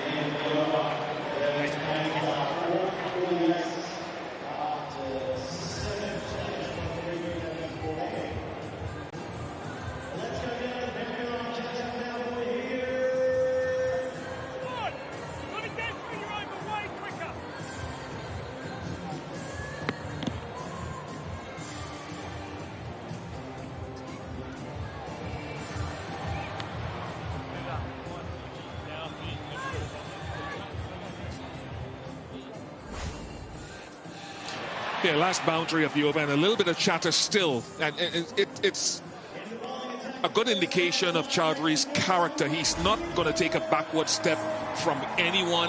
And I often talked about it as a new generation of players from the subcontinent who don't back down from anyone. You could say probably teams from maybe a few decades ago were very introverted and almost playing second to the opposition. Not this generation. Bit of Aussie culture in there. So we see spin. Kuhnemann in operation from the Stanley Street end, and that towel is going to get a workout.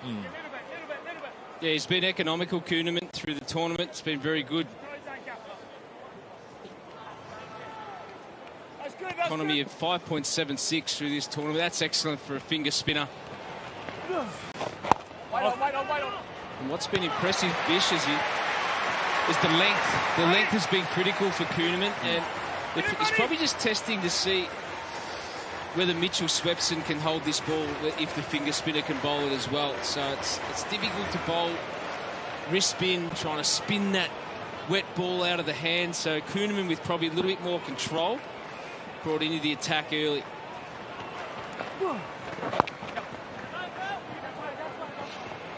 Yeah, even for him, even for Kuhnemann, I wonder with all that moisture whether it's just a case of bowling wicket to wicket, because we don't know how much the ball will grip the surface and be able to deviate. So it could slide on a lot more than it would normally do. Maybe the odd one might surprise me in turn, but bowling a very, very direct line at the stumps, because, as you said, Al, the towel is getting a lot of work. He's earning his paycheck tonight, if I could say that about the towel. The umpire happily playing his role. Oh, Cooney! So 3 dots and a single off the over. Oh, that one just held in the surface. You could see Chowdhury had to wait for the ball. He was looking to punch it into that little gap in the mid-wicket. And usually in the surface that comes on, you can do it easy. Chowdhury wants 2. McDermott's coming back. Good running. That's good hustle. Straight away called 2. And you know that when it's wet and the ground is wet, it's going to be difficult for the fielders. So good cricket to try and put the outfielders under pressure, maybe force a mistake. That towel isn't in its money today. Last ball before drinks. This game is in a very delicate position. Chowdhury hits hard. Out to the deep for a single. 4 for 52 at the halfway mark. The victory target 118 for the Hobart Hurricanes.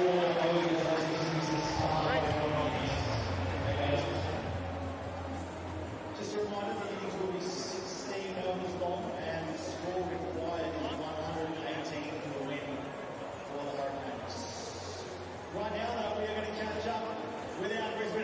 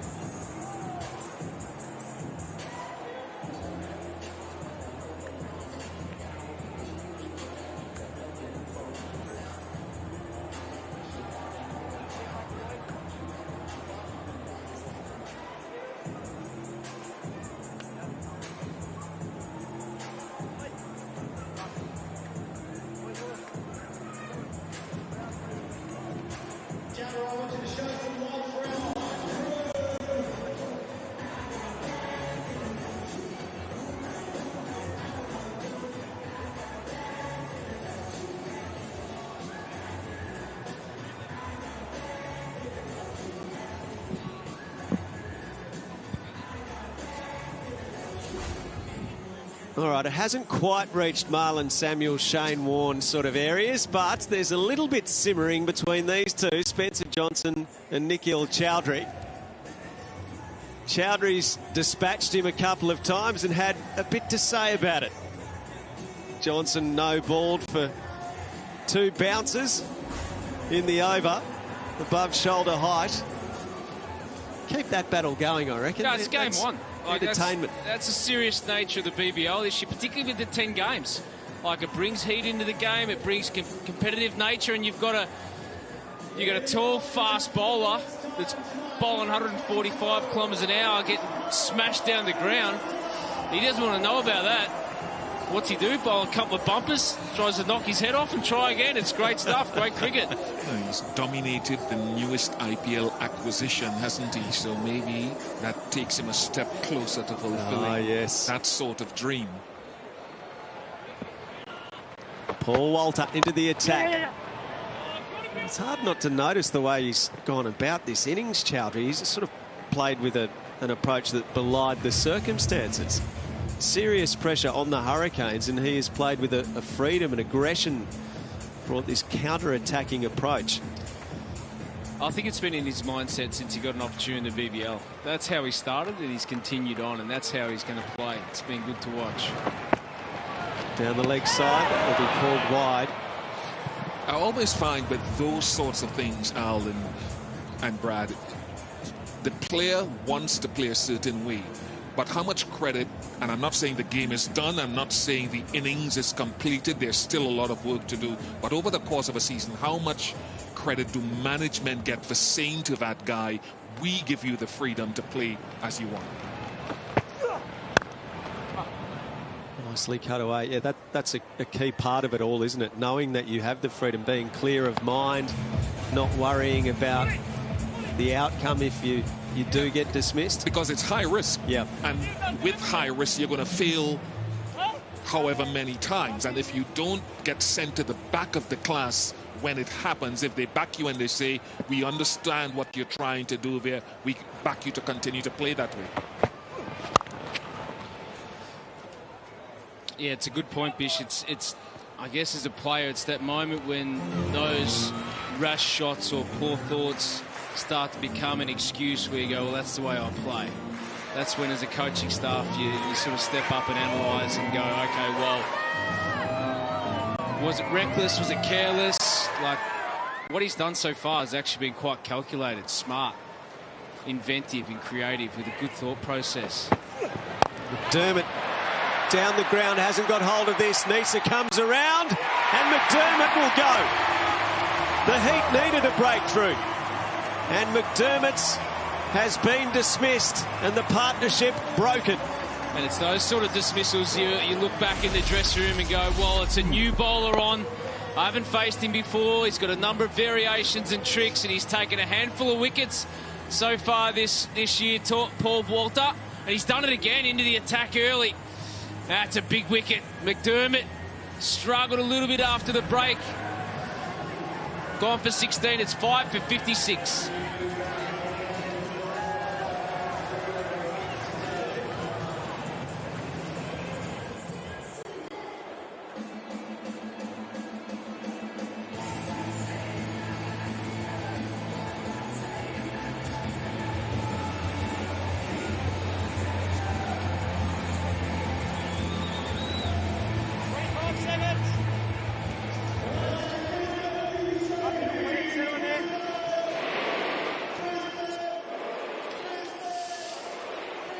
So this game looks like being a very tight finish. 62 off 44. Tim David's had a difficult season. He's been a damaging player in the BBL, but this year it's been a tough one. He's on the cusp of scoring 1,000 BBL runs. He needs 8 to get to 1,000. It's his 50th BBL match. Gets to 1,000 tonight, he'll get there faster than anyone else in the history of the competition. Take it deep then. Take the innings as deep as you can. There's more time than you think.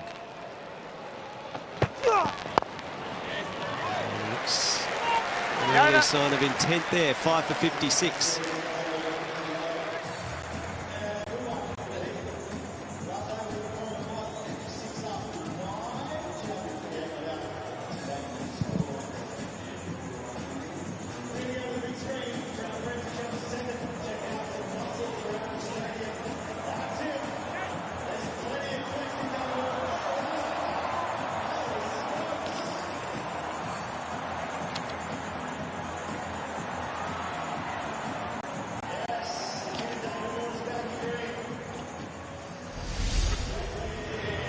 So Munro's half century helped the Heat to 7 for 132. Jordan was superb. Ellis excellent as well. Riley Meredith bowled 4 overs, none for 15. Chowdhury is looking very good, trying to guide the Hurricanes home. So Tim David coming into the match had faced 642 balls in the BBL. Glenn Maxwell got to 1,000 BBL runs in 660 balls. Ben Cutting 662, Chris Lynn 664.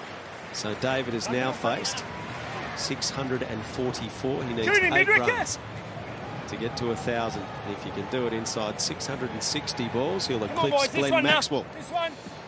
Well, he should get it, Al. Should get it this innings. There's one. Hasn't been a kind season to him. 32 coming back. runs. Been a real struggle, as you mentioned. Hasn't really got going at all. He just needs one of those Marcus Stoinis moments in the New Year's Eve game where he came in and smashed the magnificent 55 not out off about 20 balls. Got his side over the line. That sort of got the momentum.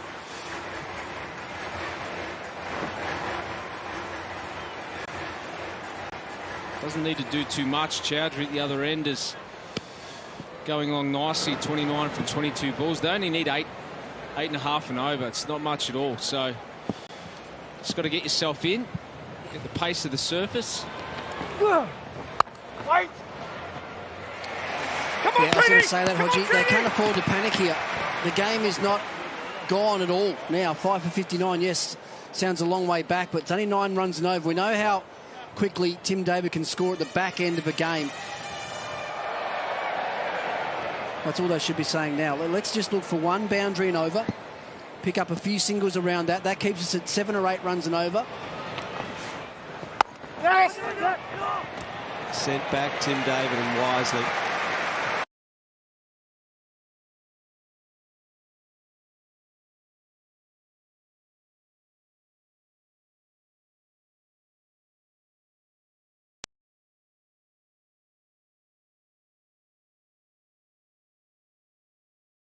Nature of it. When would you be looking to take that one over surge? Oh, maybe around the 12th over if David and Chowdhury is still there.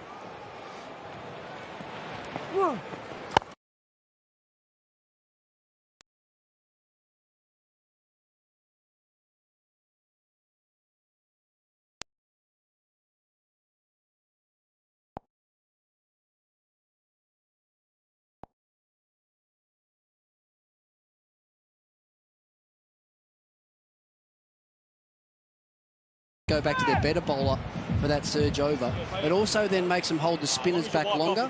By then the ball will be wetter, so it's going to be harder for the spinners to bowl. That's, I agree with Hodge, it's another way to look at it. Swepson hasn't been used yet. Kuhnemann, you can see every opportunity to try to get a bit of grip on the ball.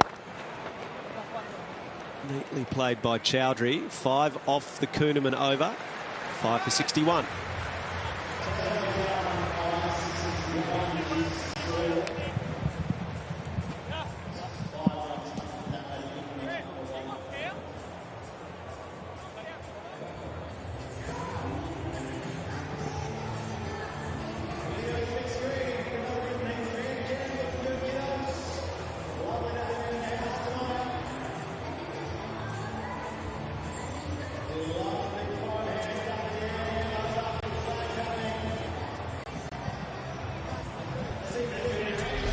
Hobart Hurricanes, 118 the victory target to go into the top 4. The Brisbane Heat, if they can win tonight, it'll be 6 wins in a row for the first time in Brisbane Heat history. There's a bit to play out here. Walter to continue from the Vulture Street end. Chowdhury comes at him. But just enough of this to get it past Renshaw. Just enough. Made good ground there, Matt Renshaw. Off the bat, I thought it was comfortably going to lob over his head. Good use of the feet again. I like what he's doing here, Chowdhury. Mid-off's up, and Walter's taking a lot of pace off the ball and bowling it into the wicket. Boundaries he's hit tonight. He's looked to use his feet, get down to the quicks and hit the ball hard back down the ground.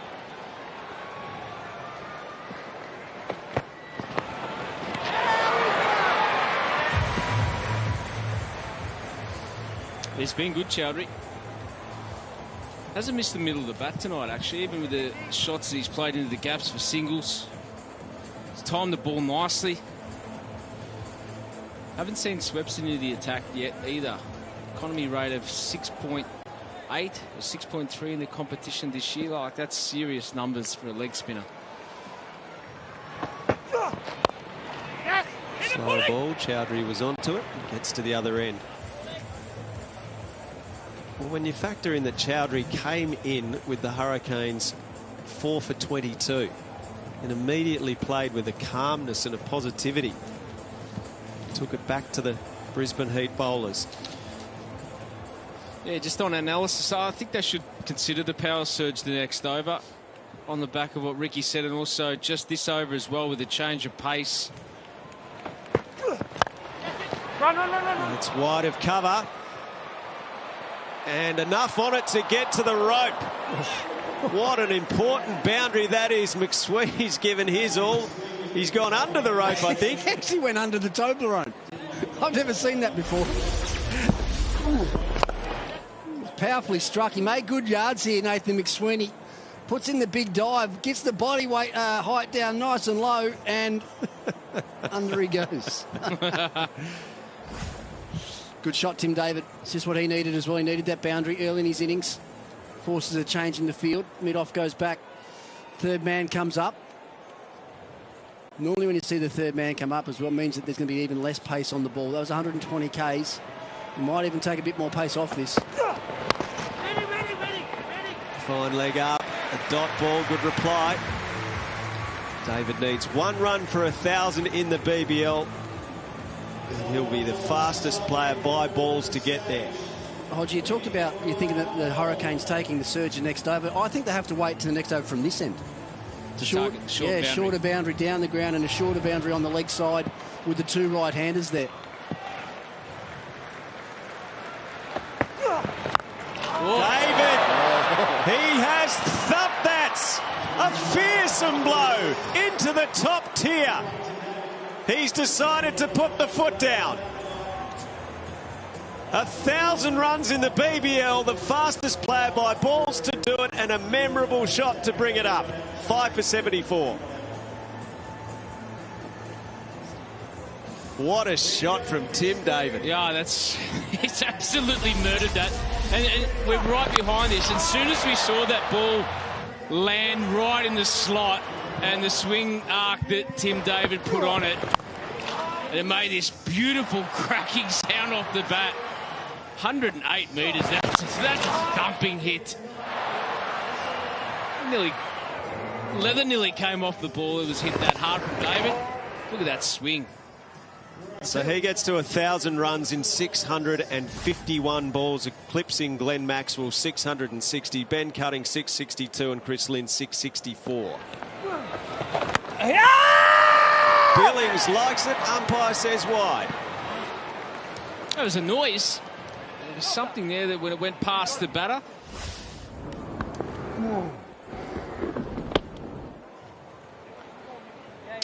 Mustn't have hit anything, maybe a bit of glove. Interesting to see. Kuhneman is questioning that decision.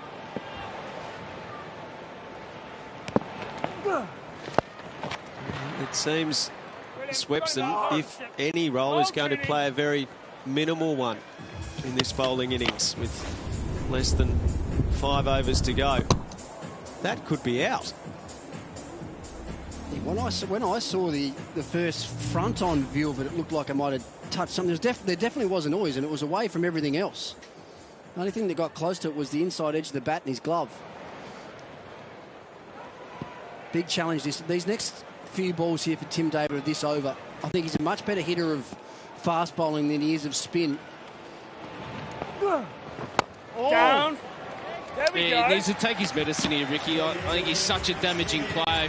If he gets access to try and smack it off this short end. That is showing nothing on Ultra Edge. So, no, it hasn't taken. It's a mystery to us all, that one, Al. That angle I saw looked like there was a deviation.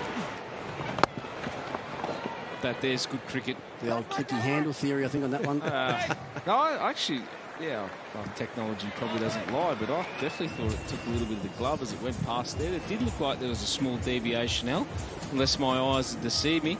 If you have a look at his bat as well, he's got a lot of that brown tape around the shoulders of his bat. It could be that there's something a little bit creaky, a little bit clicky. You've been hanging out with JL too Justin much. Langer theory. 7 years it took him to tell us the truth about it.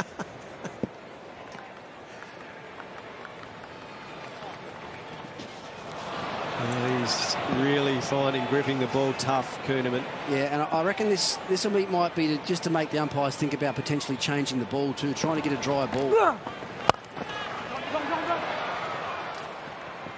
more for Chowdhury, McDermott. David, sorry, almost came back for two. Yeah, that you can see he's every opportunity, drying the hand, drying the ball. Now using the towel. Well, it's very difficult because as a finger spinner, you really spread your fingers, and that's how you generate the revs on the ball. And when you spread them so wide, the ball sometimes just slips out like a cake of soap. It's very difficult. Oh no, misfield. That's going to go to the boundary. Tall Paul. Well, that's a costly error. All of a sudden, 36 off 25 the equation. Yeah, that's a huge error, and you're right, Al. That's really turned the tables. Just that one boundary in the favour of the Hobart Hurricanes. This little partnership now 26 from 19.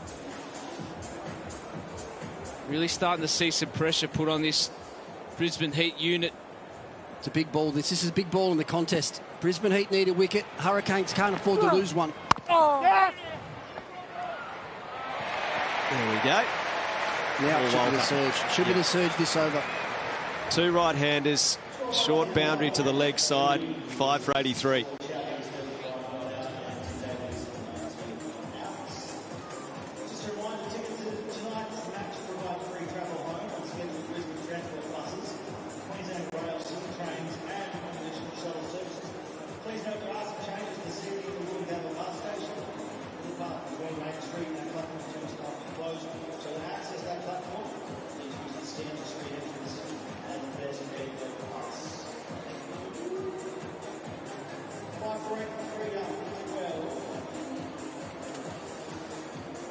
Required run rate 8.75 for the Hobart Hurricanes, 35 off 24.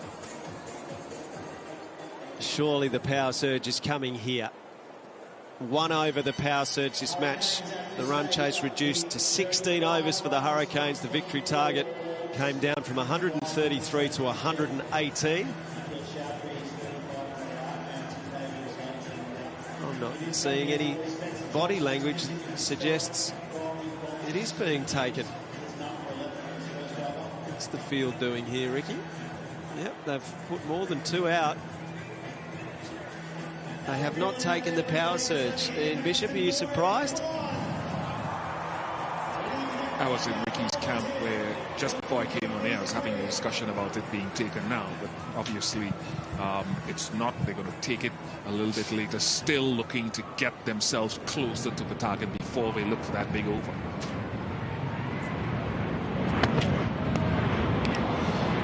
Right on the limit there. Sam Billings.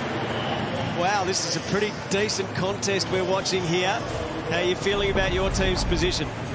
That's a good game, isn't it? I mean, Timmy David's as good as there is on last year's form, really. So, yeah, 2 big wickets here, and that's the key, isn't it? To try and crack it open, and that's why we've gone with Spencer here to try and get a wicket.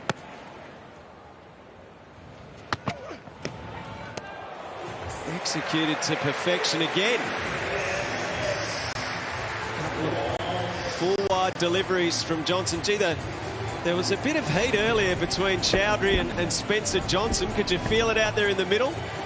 I think Spencer's way too nice to even try and be chirping anyone. So, yeah, the only thing nasty about him is that he bowls 155 kilometres an hour. But, yeah, quite funny when he sees chirping.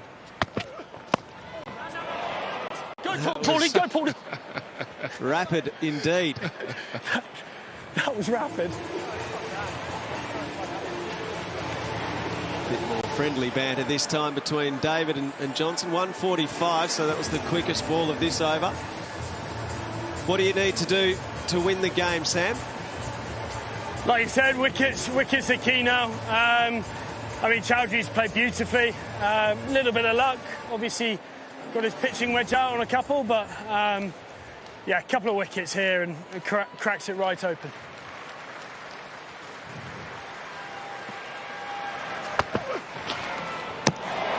I think that's the key there.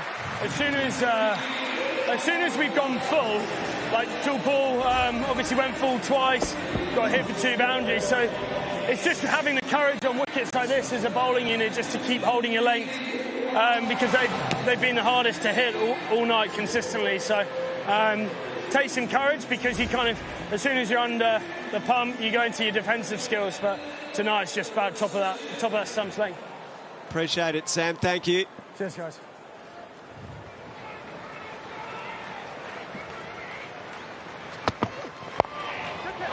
Flipped away. They're running hard. Just a single. So only 2 off this Spencer Johnson over with a ball to come. Well, that should have been 2 there. That was slack running, I think, from the Hurricanes. And it was Tim David that said no. He should have been in and out and turning to get back to the bowler's end. Chowdhury was the man running to the danger end. What's David here? His call's no straight away. Look at that. It's not his call. And the reason I don't like teams holding this surge back this late is because if you lose a wicket now, when you think about taking it, you've got a new batsman exposed to it. And I can't see them taking it the next over with the big boundary being on the leg side, so it's going to have to be the next one back at this end. Let's hope these 2 are still in when they take the surge. Swinging hard. And only a single again. 3 runs coming off the 13th over. A big one for the Heat. 5 for 86.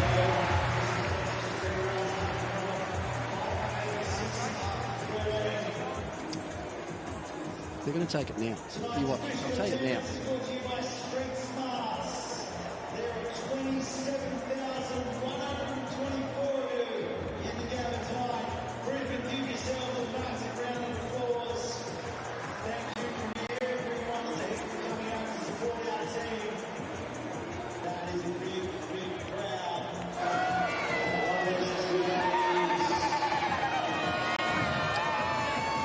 Overs done. Hurricanes 5 for 86. Xavier Bartlett is brought back into the attack, and we believe the Hurricanes are going to take the surge now. Yes, there it is. There's the signal. Now, for mine, this just defies logic. We've been talking all day about the dimensions of the ground, and yes, fair enough, there are not many grounds in the world big enough for Tim David.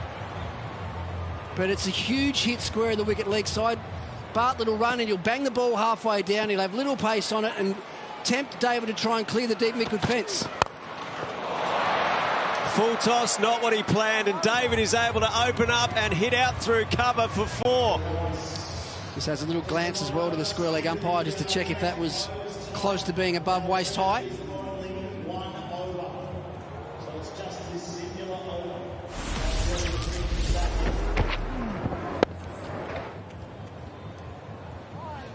So a mis-execution from Bartlett, and David able to access the offside. Is this the shorter, slower one? Full. Chowdhury comes.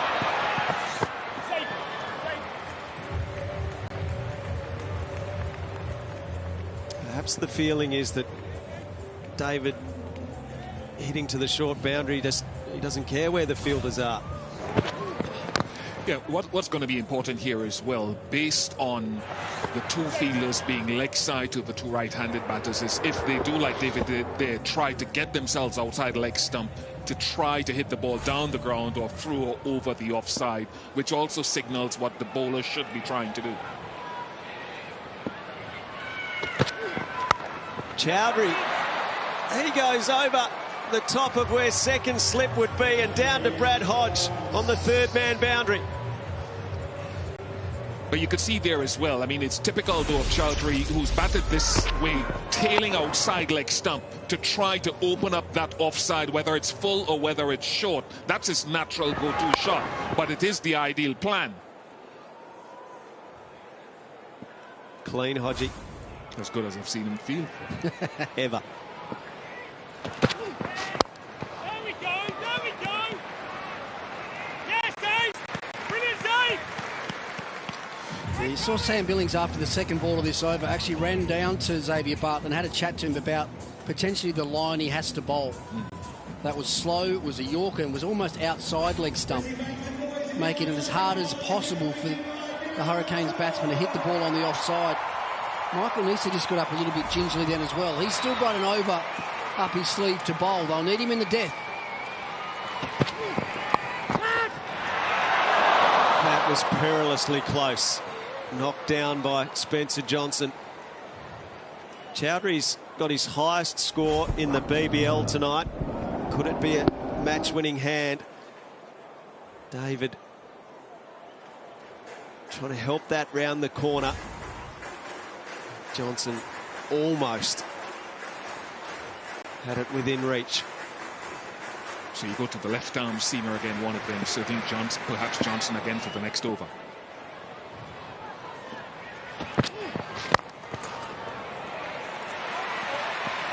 Good running.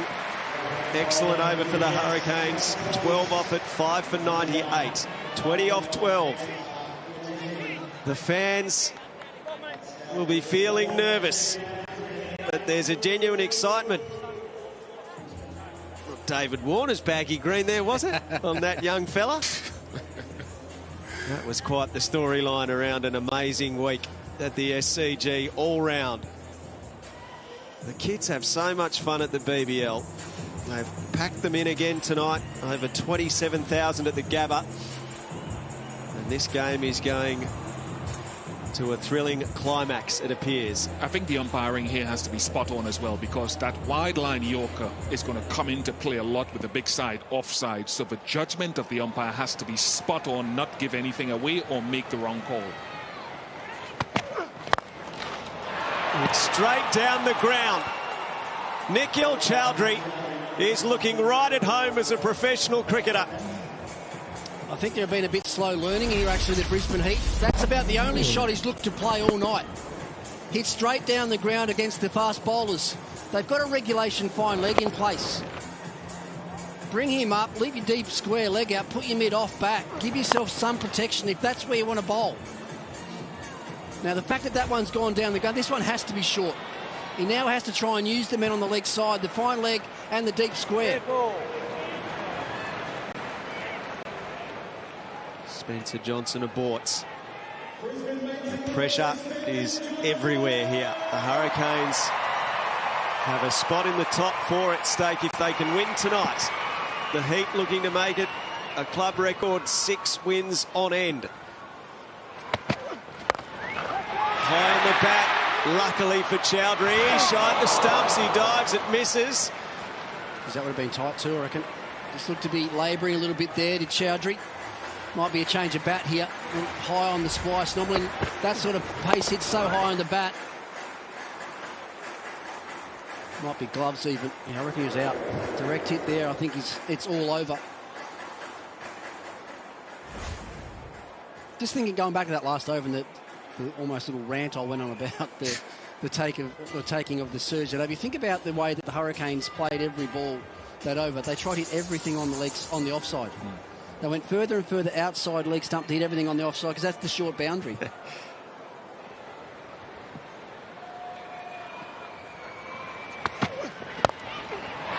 Here's trouble. David. His demise. Walter takes the catch. Just as the Hurricanes look like they might be headed for victory, the wicket falls. Spencer Johnson claims it, and David can't be there at the finish. Yeah, that's a massive wicket, massive breakthrough. He's done by pace there, Tim David. He's trying to whack that over mid-wicket to the short boundary. He's late on it, hits high on the bat. Balloons to Walter at short third man. And Tim David goes for 27. Hurricane 6 for 103.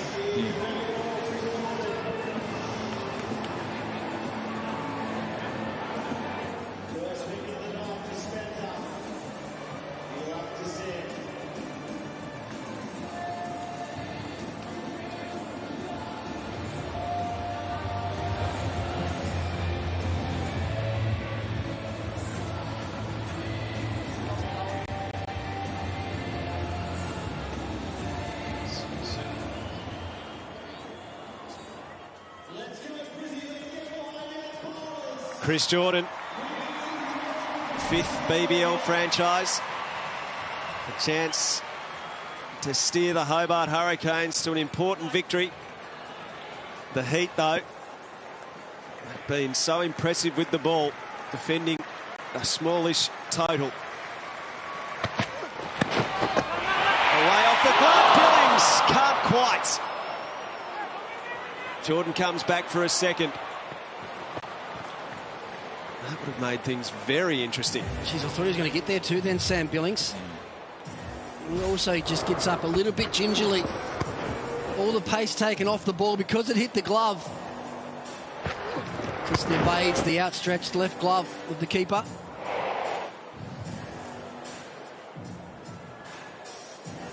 "13 off 8.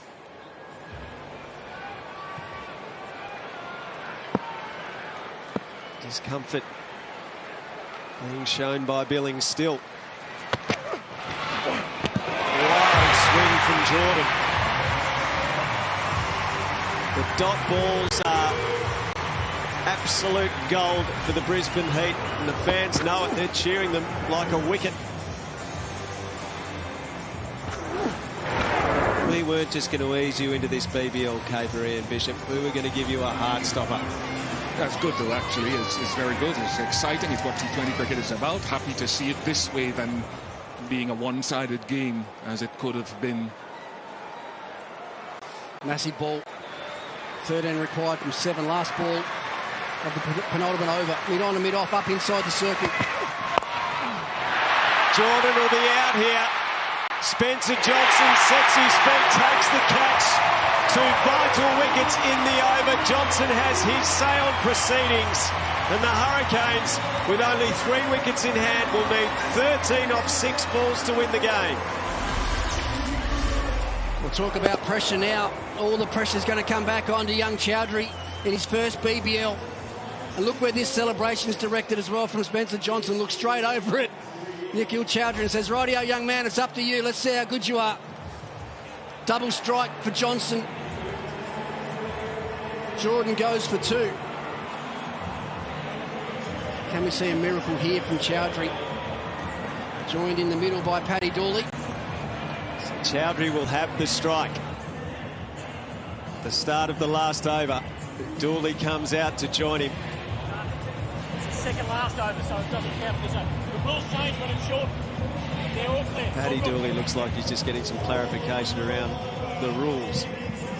It's actually interesting that. Shortened game, what happens with the timer? The timer's actually already counted down past 0 on the scoreboard. And that's what he's clarifying. Yeah, that's exactly what he's asking about.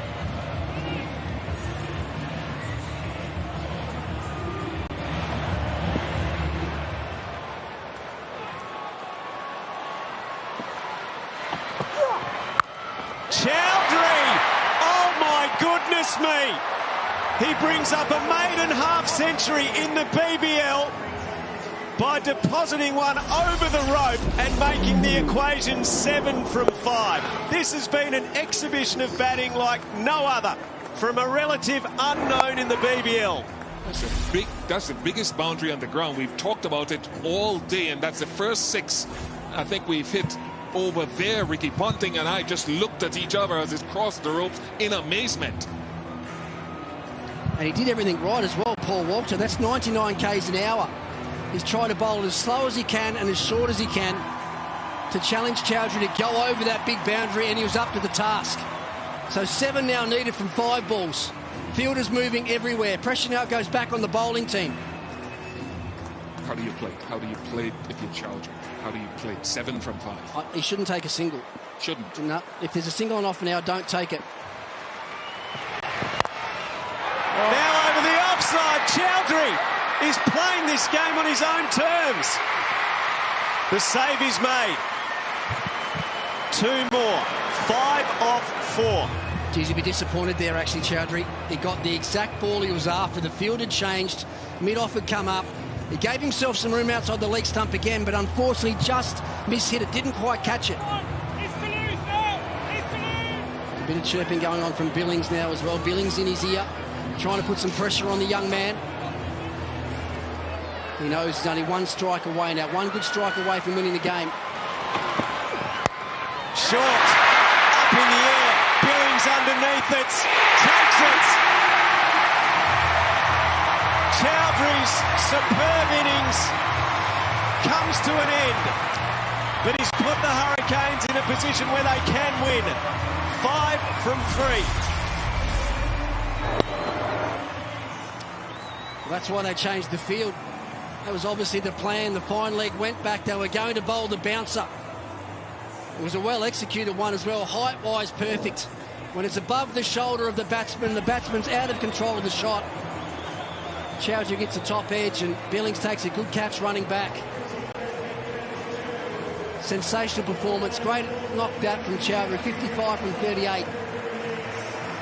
The captain of the Hurricanes now comes to the crease and will be on strike. Which in this scenario, Ricky, you would almost prefer than Paddy Dooley at the other end. Nathan Ellis potentially behind a boundary. Yeah, the one thing that Nathan Ellis needs to pull out of his mind is the big boundary leg side. He's not going to clear that. Yeah. If he's going to change, if he's going to take the pace off the ball here, Paul Walter, I think Nathan Ellis is going to be running down the wicket. And he's going to be going down the wicket, getting his momentum into the ball, trying to get the ball back down the ground. Sticking with the same field. He's going to have to go short. Walters sent back the potential match winner, but the game is right in the balance still. 5 from 3. Drama everywhere at the gather. Slower ball, drop and run. 4 off 2. Billings is on the chirp. That ball only 98 k's an hour. Yeah, interesting. Although it has got the left-hander on strike with a smaller, shorter boundary leg side. One of Paddy Dooley's shots is he likes to try and lap. Brisbane Heat have got their regulation filing in place, knowing that that's a shot he'd like to play. And they're going to go the same. They know they're going to protect that the small boundary leg side. I reckon he'll still take it on, actually. I think that's probably in his percentages to go for that lap shot. He gets it fine. It's a very short boundary. What was it? 47 metres, wasn't it, down to this boundary in front of the players' race? Yeah, so it's everyone out leg side. 4 up inside the circle on the offside, the deep point. The Brisbane Heat have never won 6 games in a row. As Chowdhury put the Hurricanes in a winning position. Off the foot of tall Paul, the size 15. That's a big obstacle. 3 off 1. 2 for a tie.